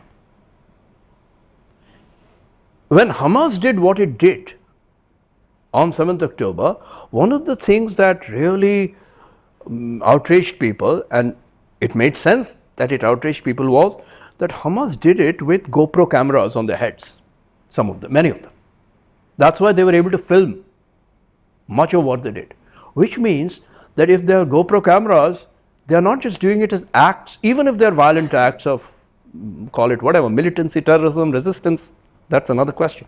But there is in each of them a supplement of pleasure. The pleasure of the image. You know? So this pleasure question keeps coming back in war again and again. And in a way, the Gaza Foundation story also became a site for a very strange, disturbing, unspeakable pleasure. This is one thing. But it also brought out the division within the word humanitarian. Because now, on the one hand, this sort of monstrous thing is happening. On the other hand, the ideological signifier, the word that is used for all of this is still the same word as the UN institutions, in a way vindicating the Marxist critique of the, of the past. That all of this is still a mask of humanitarian ideology, sometimes for more subtle hegemonic purposes and sometimes for absolute monstrous ones. But it's a humanitarian ideology. So this humanitarian question actually came to the fore and kind of hit us with both a physical and intellectual blow in the later period. And that's why I have been thinking about it both in the light of a kind of anthropology, because what is it to be human is a question. And then human beings being the site of this division between seeing them as pure infrastructure and seeing them as targetable bodies of combatants, and also seeing them as a source of this kind of a dubious image pleasure in real actions. And then the third point, and that's where I'll end, which is the point of what could be called humanity. Now, what would be humanity where human beings are being targeted? The word humanitarian is playing this strange dual role of both being an institution which is doing real work, which is absolutely indispensable for aid, for life, and eventually some education, some social life. On the one side, on the other side, humanitarian as the very word which is the mask for monstrosity and a monstrous enjoyment. What would be the now openly philosophical value of something like humanity? Yeah. On the one hand, of course, again, it is a legal question where you say some crimes are crimes against humanity. Now, if you limit it to the legal question, again you will come back to the principle of all jurisprudence. What is the definition of humanity within a legal code, legal system? So, if you go to the Genocide Convention after Nuremberg trials, there is a history there. We can discuss it if you want. But we don't have to dwell on those details. Or crimes against humanity and the difference between, genocide and crimes against humanity, we can work with the jurisprudence of that legal principle. Sure. But what could humanity mean through, and that is my interest, through the actual experience of our histories and its historicity in the light of what is happening in Gaza, but which can be compared to some other things that is happening in the world, including in our society. And this is something that struck me in the UNRWA question earlier. Because you see, what happened was, when the UNRWA thing happened, I remembered some of my friends, some older friends of course, from the 1970s, who were part of the Naxalite movement. Some of them were doctors. Now, one way of thinking about it is they were doctors. They were what you can call already part of the educated classes, hence already ideologically manipulable. Because education is a form of it is an ideological site. So, whether you're a doctor or not, because you're from the educated classes, you can also be, your brains can be subjectivized. Yeah, in such a way that you can become whatever, an ideologue, a militant, a preacher of violence, and so on and so forth. Things that are happening in the present Indian condition after Red Fort, which are pretty much talking about these things. But if you go back to the real history of these things in the Naxalite movement from the 60s and the 70s, you will find, and some of these are my own personal friends, or at least people I know, you will find it didn't quite work like that. It didn't quite work as direct ideological feeding into the party or a militant group that you entered that field. No, it was far more historical in the sense I have been trying to put to you. People who were doctors doing what a doctor does, in the most generous humanist or humanitarian spirit, or let's say spirit of humanity, is that the doctor uses a finite skill of medical profession for an infinite aim, which is not just helping this person or that person, but through it linking oneself to humanity in the open-ended sense. Hence goes to a village, sacrifices, so to speak, a lucrative career in a city, hyper-specialized medical careers and so on, and goes to a village. But what happens in a village is, village is just one example, it could be a city also, basically another place, elsewhere and here within a very specific society itself. What happens is that once you live there, you don't live only professionally, you live historically. So you don't get merely, the one way of thinking about it, oh, that X person was brainwashed. I'm saying yes, it's your brain, but it's not a question of that. Metaphor of washing is a bit simple-minded. I'm using the more philosophical but I think meaningful word of subjectivized. Your brain responds to real conditions and gets subjectivized. It doesn't happen the same way to everybody, but there is that possibility. So the brain is just a figure of speech. It is you become subjectivized. So a lot of doctors, some of them at least, got subjectivized into a political form, what today we know known as Naxalite.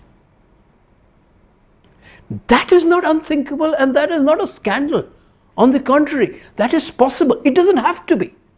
You can be subjectified in other directions. You can become Ambedkarite. You can maybe not become either. A lot of people, Gandhians, were exactly like this. There is a very brave old person, much older than I am, in Delhi, IIT professor who retired, who alone goes to these places in Delhi and distributes pamphlets on Gaza. Exactly, V.K. Tripathi. He takes the risk of not just being attacked verbally, but physically. Alone he does it. Now, are you saying that he's brainwashed? Makes no sense. But he's subjectivized. Now, this is a possibility for anybody. I think in our times, in Gaza, that has happened.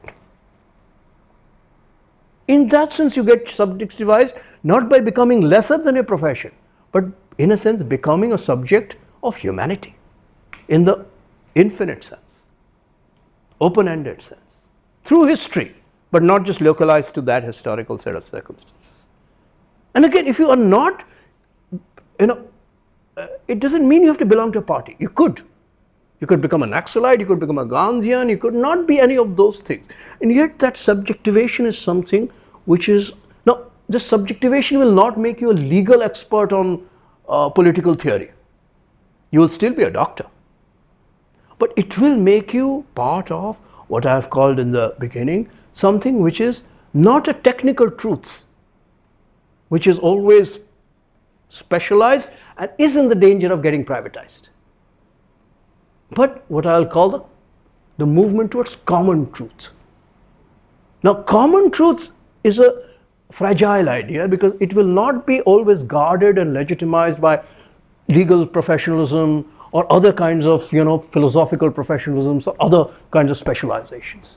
But a common truth is something that collectively but subjectively we can be open to, or we might risk ourselves to becoming open to in a situation which asks us not to take sides straight away, but to consider all the sides.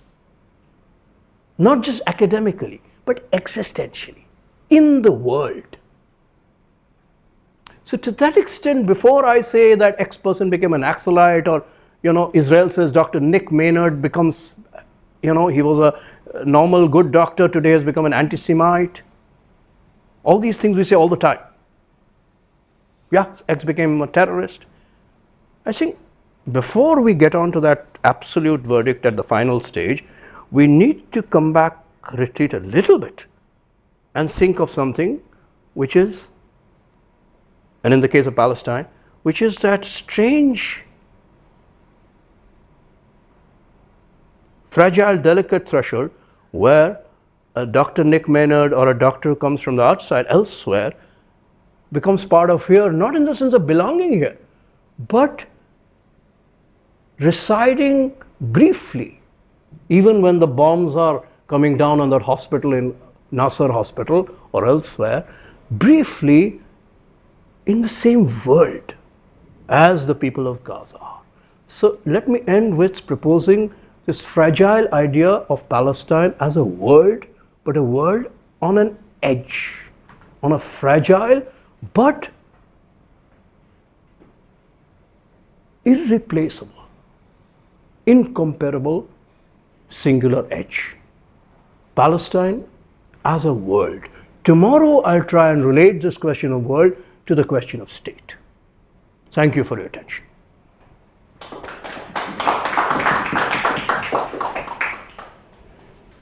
Thank you so much, sir, for that engrossing talk, which compels us to think. Well, so many questions in our minds, but just to flag some crucial points. The central concern that Palestine forces us to confront, the tension between the history that is fed through a regime of images and the history as lived reality of the Palestinians and Gazans and so many others, which you have so intriguingly captured as the historical Palestine. A history which not only has a relook to the history as past, but a history of future as well. So the philosophical struggle here then is to name, to understand and respond to the unfolding violence. And another crucial point that you have directed us to is whether cinema can offer that a way through the crisis. So yeah, I mean, of course I have so many things to say as well, but I would now like to open the platform. Let's for absolutely, discussion. yeah, of course. Anyone has questions? I don't have a question, but we were talking about Gaza photos and everything. Sorry? We were talking about Gaza Yeah. images, Yeah, and yeah, everything. yeah. And in the last 2-3 years, I did something which is very self-regulatory. There are a bunch of kids I follow from Gaza, and my everyday regime was to wake up and make sure they are not dead yet. Out of 3 accounts, 2 died, and 1 is still alive. But and then it led to some questions within, because Gaza is a very small parcel of land, 41 kilometers long, 6 kilometers wide.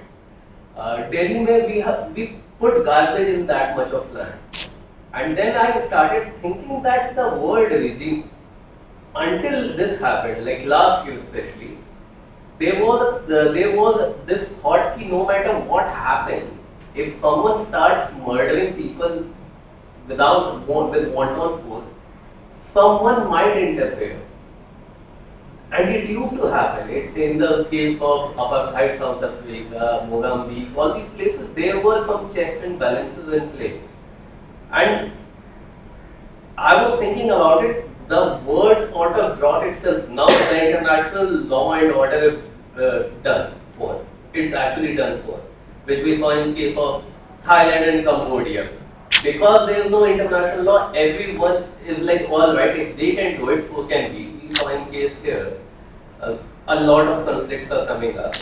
And just this thought, I'm not able to, I don't know, like a small country like Israel, for them to just be able to murder people in just 40 kilometers of land. The bourgeois regime have devolved itself across the world. And this thought itself to me is very frightening, but at the same time perplexing. Why did this happen? Because it is not a very important land as well. There is no petrol reserve, there is no mineral behind it. It's just for the pleasure of, not pleasure, just the act of violence just for the sake of violence. There is no greater behind it. There is no. They captured more land from Syria than they would ever capture from here. So just the violence itself to me seems very senseless. At the same time, it brought like some thoughts in my mind on these lines. A bit more, but maybe later on. But yeah, that was my reflection from that. No, thank you so much. Thank you very much. So, should I respond here? Thank you very much for that. In a way, I too do something. I mean, the modes in which we each of us do these things could be different, but in a certain way, that is what I do every day. I go to where my sources of getting some information and try and find some survival in everything that is not even, things don't survive even for a day, including human beings. So children, yes, absolutely. I know what you mean by that. Now on the more general perplexing questions, absolutely, they are perplexing and they are shattering. So one of the things that there are two things here. One is what Israel is doing, and its history, and the other one is with regard to the situation of international law as such globally across the world. Both are connected, but both are not exactly the same, because you also very importantly took other examples which don't really feature Israel. For instance, Cambodia and Thailand. You know, Trump keeps saying 7 wars. Yeah, each of those wars, if you take up, you'll actually find a crisis of international law. Absolutely right. But Israel also is exceptional in a way that you have to really examine the word exceptional. Robert Meister wrote a book before October 7th, 23, called After Evil, The Politics of Human Rights Discourse, in which he spoke of Israel as a laboratory state. In the world of what we've been talking about, Purva has been talking about it also, in a world of media circulation of images, to me, enjoyment of the most doubtful but real sort of constitution does circulate along with these things. So there is some pleasure of the very difficult way of looking at it, but there is some pleasure also. But even before that, laboratory understood in the other sense of science, in the history of war, in political state history.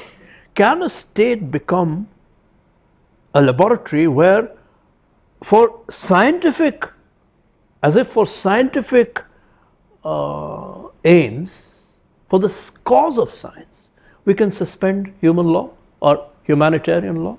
In a way, Israel plays that role. Robert Meister's work is really interesting and important for that reason.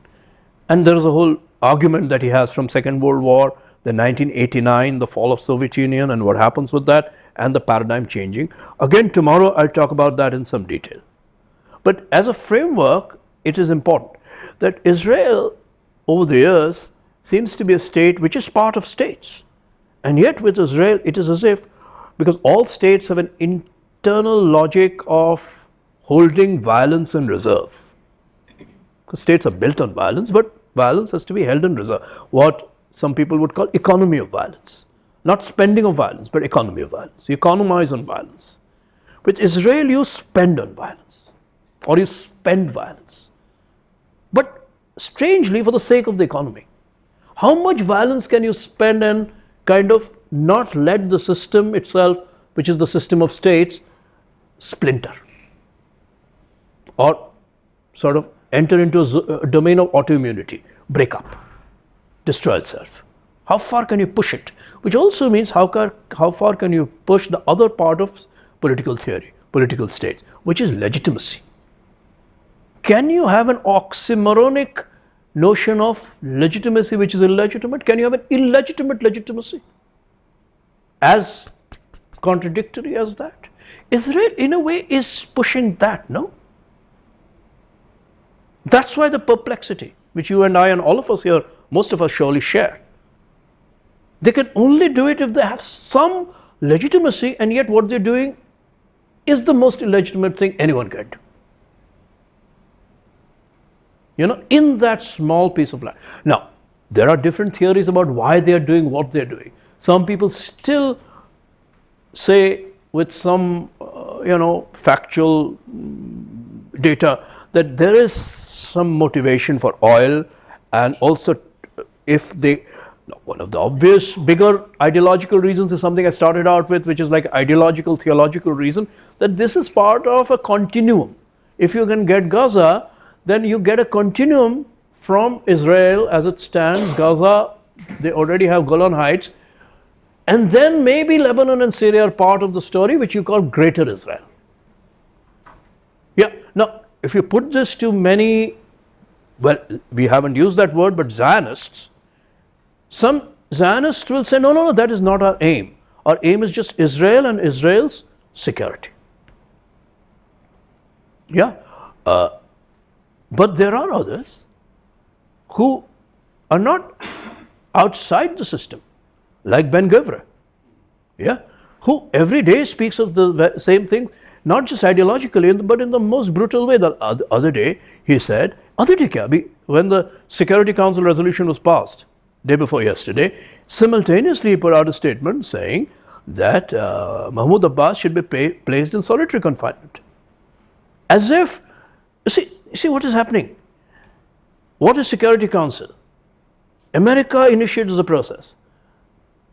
It has just two abstentions, China and Russia. Everyone else supports it, including the Palestinian Authority supported that some, and again tomorrow we'll talk about it, we have some kind of peace force, peace board, which will govern Gaza and so on in the interim period and so on. So it goes. But in the horizon, vaguely, remotely, there is some idea of a Palestinian state, self-determination. But even that is intolerable. So it is not enough to say it is intolerable for the Zionists or some kind of brand of Zionism. That we know. No, we must manifest it. And there the media society question becomes real. We must manifest it. We must put out a tweet right now saying not just that we don't accept Palestinian state. Wo to pata hai. There's no surprise there.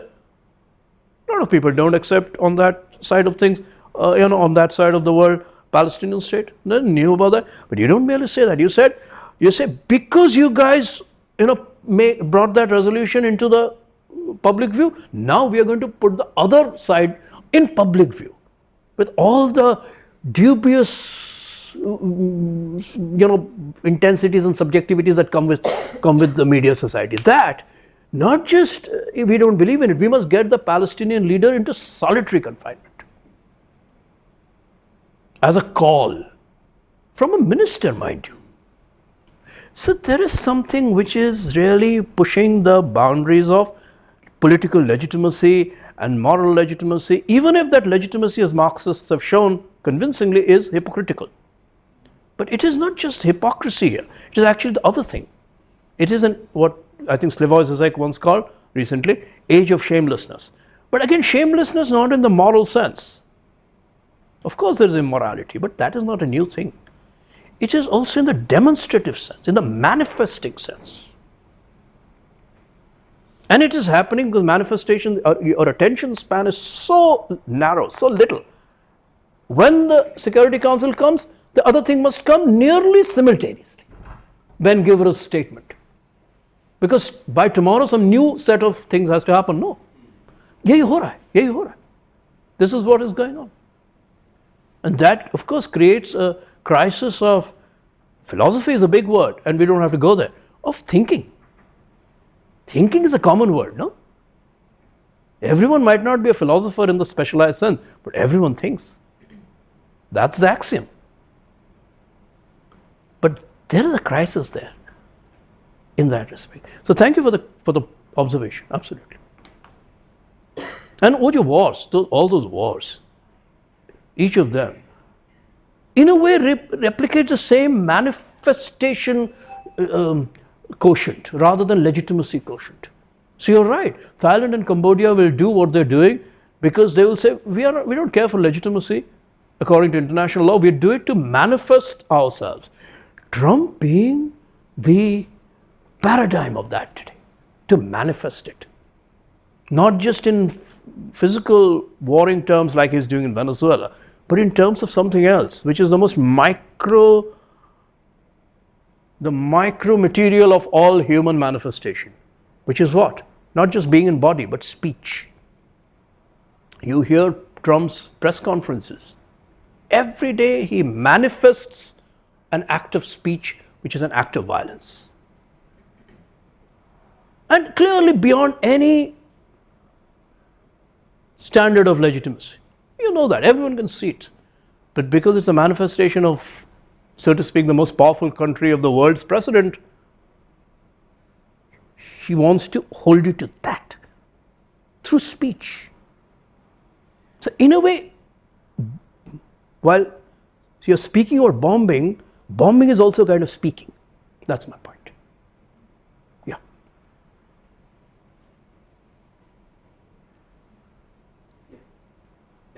Thank you very much for such an eye-opening discussion. And maybe comments and questions maybe from me. I see it from two perspectives. One, when you look at cinema or the media, ever since this Gaza issue came out, if you follow mostly prominent intellectuals, you go, for instance, you go to Al Jazeera, they will coin it as the Gaza genocide. Yes. So go straight for the neighbor genocide. But you go towards, lack of a better word, westernized media. CNN will call it a Gaza Israel war. Yes. Now, on the other side, it's a genocide. The other side, it's a war. And with the world we live in today, where literally how you define something actually influences a lot of people out there. You find out that now, just that by definition, by the media that we have, it actually now brings a lot of narratives. People around the world, actually when it started, because of the way Western media were creating it. From where I was then, it was more of like a back to theology again.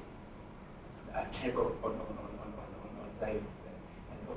So now, with time, the way it's been reported, actually even with the frequency at which it has been reported, as of now, I think when it came to the humanitarian part, the starvation aspect, aid in Gaza and all that, Western media kind of pulled back in reporting on that. Al Jazeera and others here are continuing that. And then at some point in the other part of the world, where maybe Western media is actually more prominent, that discussion kind of falls away. And then secondly, with regard to defining what genocide is, remember South Africa went to the ICJ to say, no, there is a genocide in Gaza. And the ICJ doesn't deny that, but they said we can't coin it as a genocide. Right. So now it becomes, history is going to judge us very well. You see, we're just going to sit and wait just because we don't have a definition. Whether that definition comes from a legal perspective, whether it comes from a philosophy, but what we are doing as the world now is as long as certain so-called actors are not defining that as genocide, it is not genocide. It takes us back to apartheid South Africa. Remember, from 1905 all the way until very late into the 1980s. The whole world was saying, okay, as long as we don't have a clear definition of what this is, some of us are just going to look up.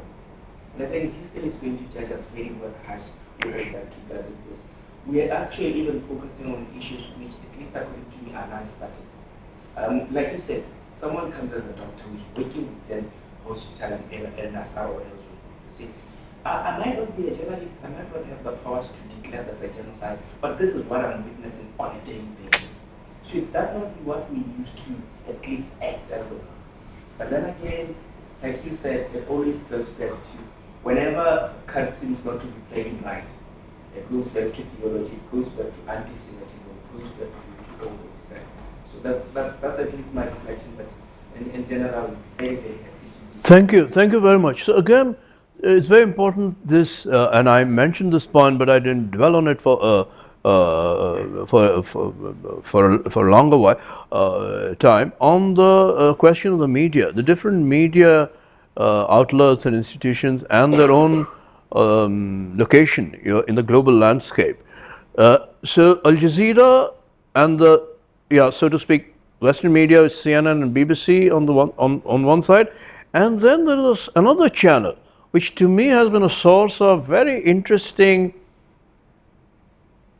thinking in a very carefully modulated way, which is Russia, or the Russian channel. Yes. In India, we get the Russian channel. You see, in the West, Russian channel is banned. Russia Today, RT, is banned. So Westerners, strangely, don't have access to Russia Today. And Al Jazeera, they have access to, not in Israel, because Israel also went after Al Jazeera in Ramallah, and their office is closed.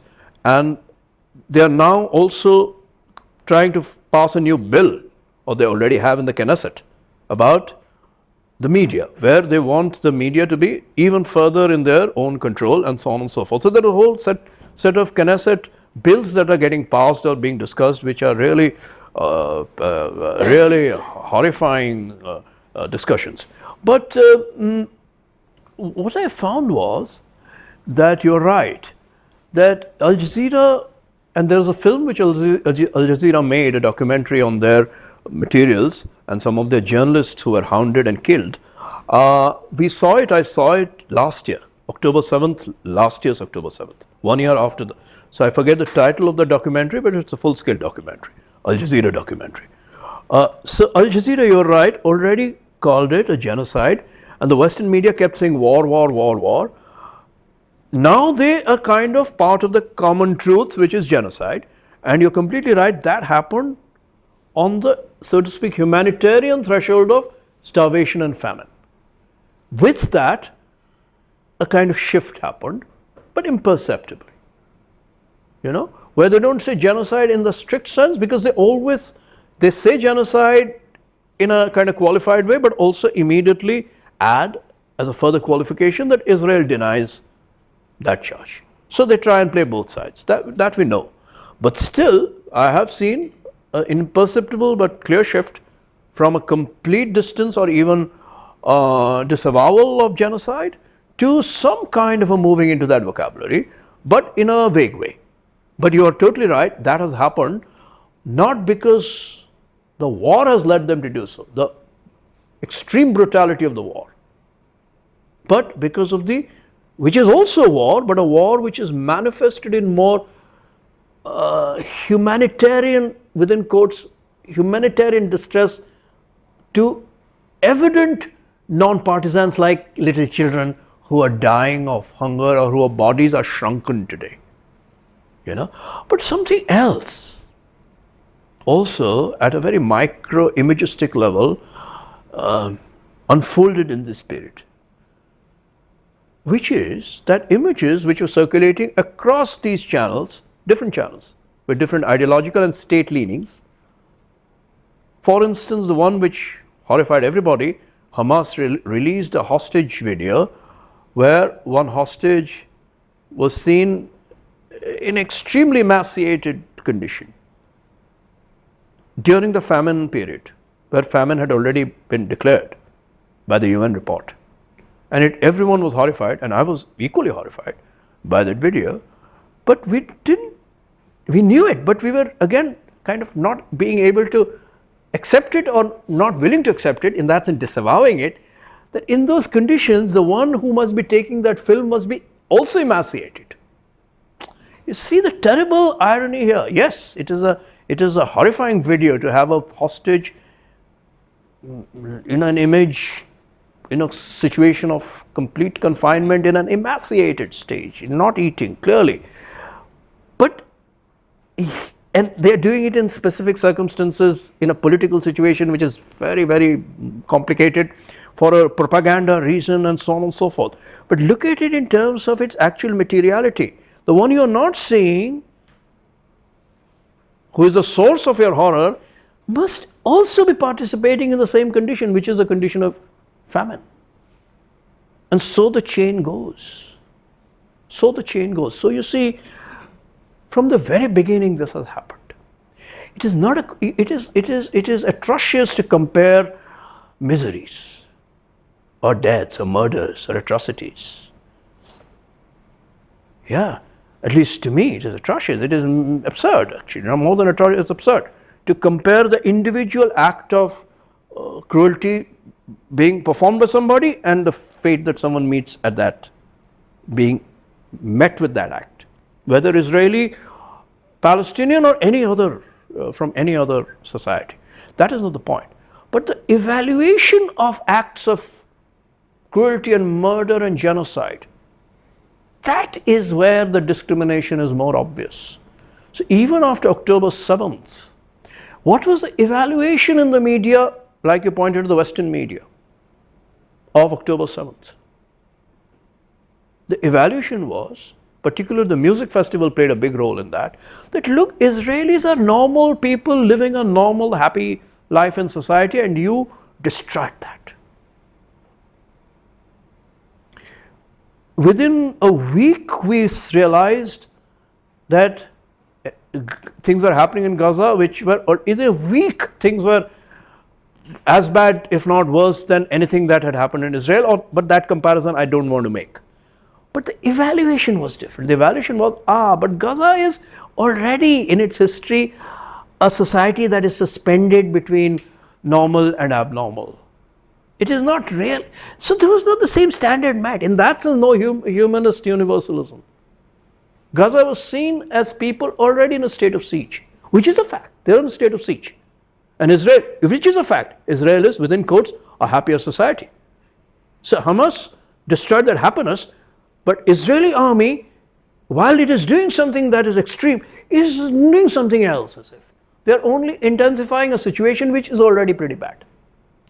This discrimination of evaluation was something which was far more difficult to accept and far more important to examine than doing something which I at least don't think I am able to do, which is to compare magnitudes of atrocity, even with terms like genocide being in the fray. But this evaluation, and that has continued up to the present. And media is a major instrument, more than an instrument. Media is the actual. It is the producer of these pseudo truths. So every time a hostage is released, you'll have images of family life, and the films will all talk about that, and we'll talk about it after the films. You will have individualization, and I don't. On the contrary, individualization is something which I want, but not for only one party, not just on one side, for everybody. In that sense, at the level of humanity, not at the level of Palestine and Israel, that is not going to happen. Now, on the question of this media thing, now you see, with Russia today, it's very interesting. With Russia today, it is propagandist in a clear sense. Their main propaganda stakes, or their propaganda point is, every historical phenomenon and point and data fact must be mobilized in favor of anti-Western hegemony. Yeah? In the light particularly of the support to Ukraine. So everything must be mobilized in that direction. But in doing that, let us not worry about all those things about these things we can't show, they show everything. But if you take it at the level of the channel, then on one thing you will find things that are really, even Al Jazeera will not show some things that Russia today will. Because, this is a complicated question. With Al Jazeera, its own relationship with the state of Qatar. is something which is a complicated question within the state system, because Russia is outside that Middle East equation, and now that Syria is gone anyway, for them, they clearly come out with all the facts which they have, but they curate it to their ends, which is very problematic. It is propagandist, clearly. So one of the things that I have learned in my 3 years of this kind of amateur but passionate media ethnography is, we need to now, in today's world, in that sense, this is not the time of fourth estate and journalism anymore, because journalism and the fourth estate is based on the principle of truth, the aim and vocation of truth. Today we must not based on curation. Today media is curated, so we must counter curate everything before we come to the question of truth. This is a task we have. No channel today, no channel permits us to take it as, in a sense, continuous with the search for truth. It is a curation. So this is something which is, I think, a very important point for us to also keep in mind, which each of us and together, as people are discussing these things, this intelligence to counter curate, we must cultivate. Yeah, that's another point. But thank you for your observations. So one, Yeah. slightly, thank you so much for your talk. It was really provocative to think about the whole issue. Slightly deviating from this whole discussion about the previous two. You spoke of pleasure and sadism, and so recently I was listening to a conversation between Slavoj Žižek and a person, interviewer, where Slavoj Žižek mentions that the torturing tools that were used during the Holocaust are now available. Their moderate various versions are available on websites as sexual toys. So, and he gives examples of how they are pretty much exactly the same as that were those of used in Sure. Yeah, I understand. Holocaust. So again, the question of pleasure at the sense that we are talking about subjectivity, humanity, what is it? What is to be human? Is fundamental in the sense that we have this homogenized idea of human proposed by the UN has, in a sense, prohibited a lot of things till now, starting from the most personal to the most public. And even though in your brief abstract of this talk you've mentioned something like an exception, which the Gaza Humanitarian Fund is also pointing out, separating that these are exceptions. So also one additional thing is that it is at the level of sensation. To use a very naive and simple word, pleasure of senses, and those who enjoy them without realizing them are, in a sense, are unaware of this possibility of being. In a sense, those who are conducting it as a crime and then enjoying it are, in a sense, subjectivized in a way that they see it as an ideological, that they see it as doing it to some Palestinian for a cause which they think is the cause of their enjoyment, and not an enjoyment of being a human itself. If I am making any sense, it comes through them as a mode of enjoyment through an ideological battle between them and Palestinians. but not as a human level enjoyment, which is a possible mode of enjoyment as we can see today. So this idea of pleasure, and these are the people like who are most sensationless while doing the most heinous of crimes, as we understand. Yeah. So here we should evaluate what we understand as humanity itself as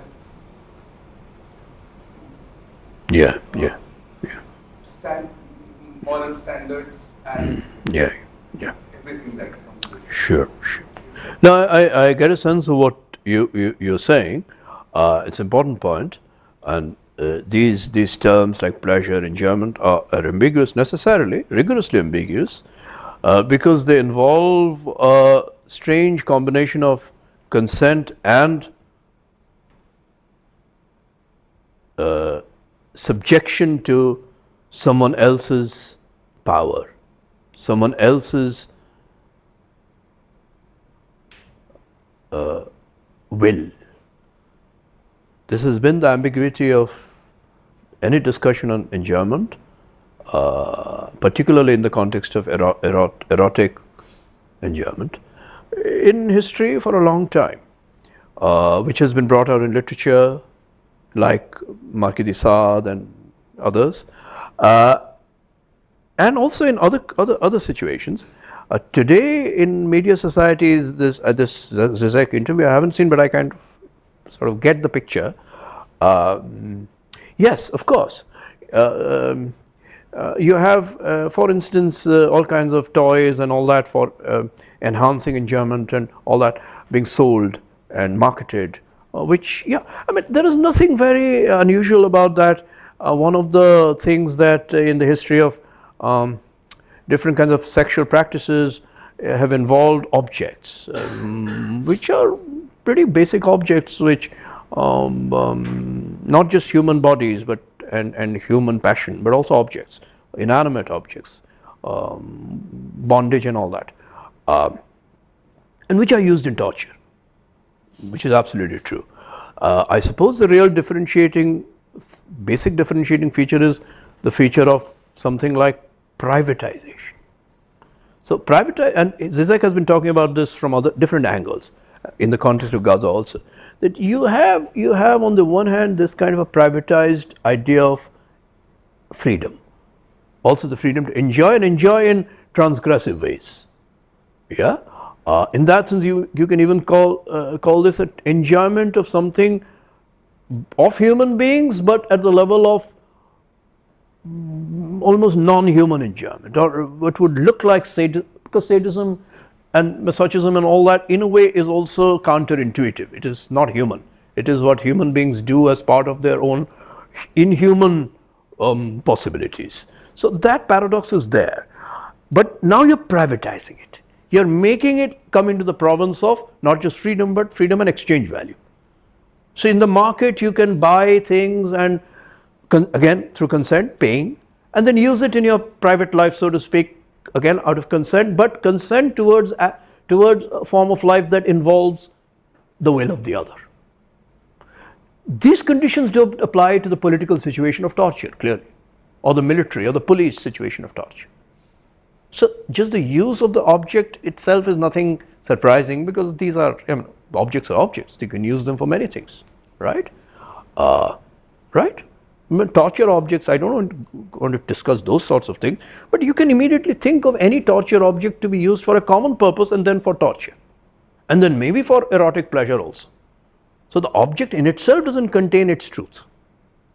It is its social relation. It's entering into social relation that makes it do what it does. There is no surprise about that. But yes, it's extreme privatization, and a privatization based on an ideology of freedom. To, in a sense, so because objects also carry a certain kind of historical memory, the intensity of that memory. So yes, now if you think of an object which has been used in the Holocaust, and now it is sold on the market as an object of private pleasure through the ideology of freedom, will banalize that object, or kind of sort of make its historical memory evaporate and in a way relativize it, neither as erotic nor as historical, neither on the side of torture nor on the side of pleasure. You know, so strange. What can one say? To make the object into something cold. Objects are anyway objects, but to render the memory of the object, what is contained in the object, its own historical sort of potentiality, render it cold through the market. So yes, I can see that side of things, and it's an important point. Absolutely. But again, what I am interested in for the purpose of this discussion is something which is connected to this but slightly different, which is that because you see, you have so much account of these things now, so much account of these things, that the accounts can become banal. So the whistleblower can come, like Julian Assange can tell you that, look, something like it happened with Abu Ghraib, no? That Julian Assange didn't do, but others did, which came out as a shock to the world. In a sense, that sensation was indeed something which is an awakening, Abu Ghraib. Yeah, philosophers like Giorgio Agamben wrote their categories of homosacre were created to deal with something as extreme and exceptional as that, like Abu Ghraib. Correct? Is that threshold being flattened out today in the Gaza question, such that you, in a sense, go back to the relatively more middle of the road vocabulary of law? So while we all recognize the weakening to the point of, someone said, end of UN, but you have UN, you see, to me what is more important is, and interesting is, other affects, not just the obvious affects of pleasure and all that circulating in media, which are exchangeable. A torture object and a sexual object are exchangeable, which is such a strange thing. But something else, on the streets of Rome and New York and Indonesia. Indonesia is a very important country in this discussion. Yeah, another South Africa, absolutely. There are these rallying cries which are based on what? Another kind of enthusiasm for something, against something which is so dreadful. But yet politics needs an affirmative enjoyment. Yeah, so that is there. That, after all, ultimately, why has the ceasefire happened, even if it's such a fragile one? Ultimately because of the pressure of people, whatever Trump might say. Absolutely, I don't think there's any doubt about it. And that pressure is not just lobbying pressure, it is a people's pressure, it is an affirmation. It is a kind of enjoyment in the worst circumstances also. But the political conditions, and I think that should interest you, Harshavardhan, the political conditions in terms of forms of politics, organizational politics, are very different from the same enthusiasm being sort of articulated in forms which were from bigger organizations, left organizations, militant organizations, to trade unions and so on in the earlier period. Today you have these massive protests on a wider scale than ever before, acting as petitioning organizations, not as militant organizations. That is, to me, that the effect is actually tremendous. But the form of intervention, popular intervention, is middle of the road. So you will finally come and say, we want the UN law to be respected, international law to be respected. Though the popular subjective side has gone far beyond that. But the objective possibilities are far more restricted. This is what Robert Meister writes about, that after 1989, you have a condition of something like a global homogeneity with internal fractures.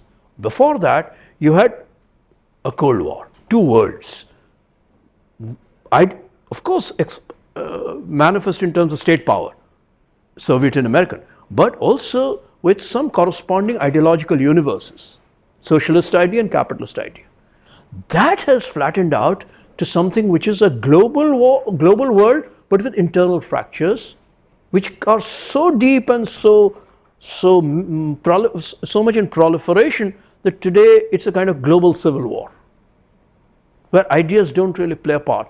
So within that civil war, when people do come together on one issue like Gaza, then they're coming together is enormous, because one of the sides of this kind of a civil war is also immigration. So each society is an immigrant. Western societies are not Western anymore. They are immigrant societies. That's why they come up. India is not. That's why we don't find that kind of affect in India. You will, in the global landscape. In Western societies, you do. Now, South Africa is a special case. They build a solidarity, an amazing solidarity, which is and the apartheid question came up, and so important, based on the relatively recent apartheid memory. It is an amazing solidarity, non-Western solidarity, but specific. I don't really believe in a generalized third worldism, but specific solidarity, which is an apartheid-based solidarity with Palestine. And I've heard several South Africans talk about it in a way that no one else does in the world today. But the objective form is generally very fragmented. That's why UN becomes, yes, everyone is right to say, and I add my voice to it, that UN is really almost a ritual organization, and yet it is the only symbolic addressee for petitioning. That is the reality we have to analyze. We can't get away from it. That's why I take the humanitarian question seriously. Not just for instrumental reasons that they are the ones who provide aid, but also because they are the human beings who can be subjectivized. Yeah? So this doesn't answer your question, but I think it addresses some of those points. Okay? Yeah. Thank you. Yeah. We'll break for lunch now and meet at 2 o'clock again. So there will be film screenings from 2 to 3:30. 2 films, Camera, Eye and No Other Land. And then there will be tea break and I wanted to, because it's a workshop, sorry, this is just to say something after the announcement of lunch. I forgot mentioning this book. I mentioned my book, but that's okay. You see, one of the things for a workshop, it would be nice to pool together resources, media, fragments, discourses, but also the scholarship that is coming out. Films are part of that, but also books. So, in my own limited reading, one book that I have really been reading with a lot of interest, and I would like to, if you don't know about it, like to also tell you about it. This book called Gaza Faces History by Enzo Traverso, who's an Italian who teaches in Cornell. This is a book which is really, there are several other, Didier Foncé has a book called How the World Failed in Gaza or something like that. And there are other books, but this one is something at least I would like to bring to your attention. So I actually kept it on the table as a memory tool and I forgot. Yeah, this is what happens. Yeah. If I hadn't kept it, I would have remembered, surely. But now, it's never too late. So this book, try and take a look at it. Yeah. Thank you, sir. Yeah. Yeah.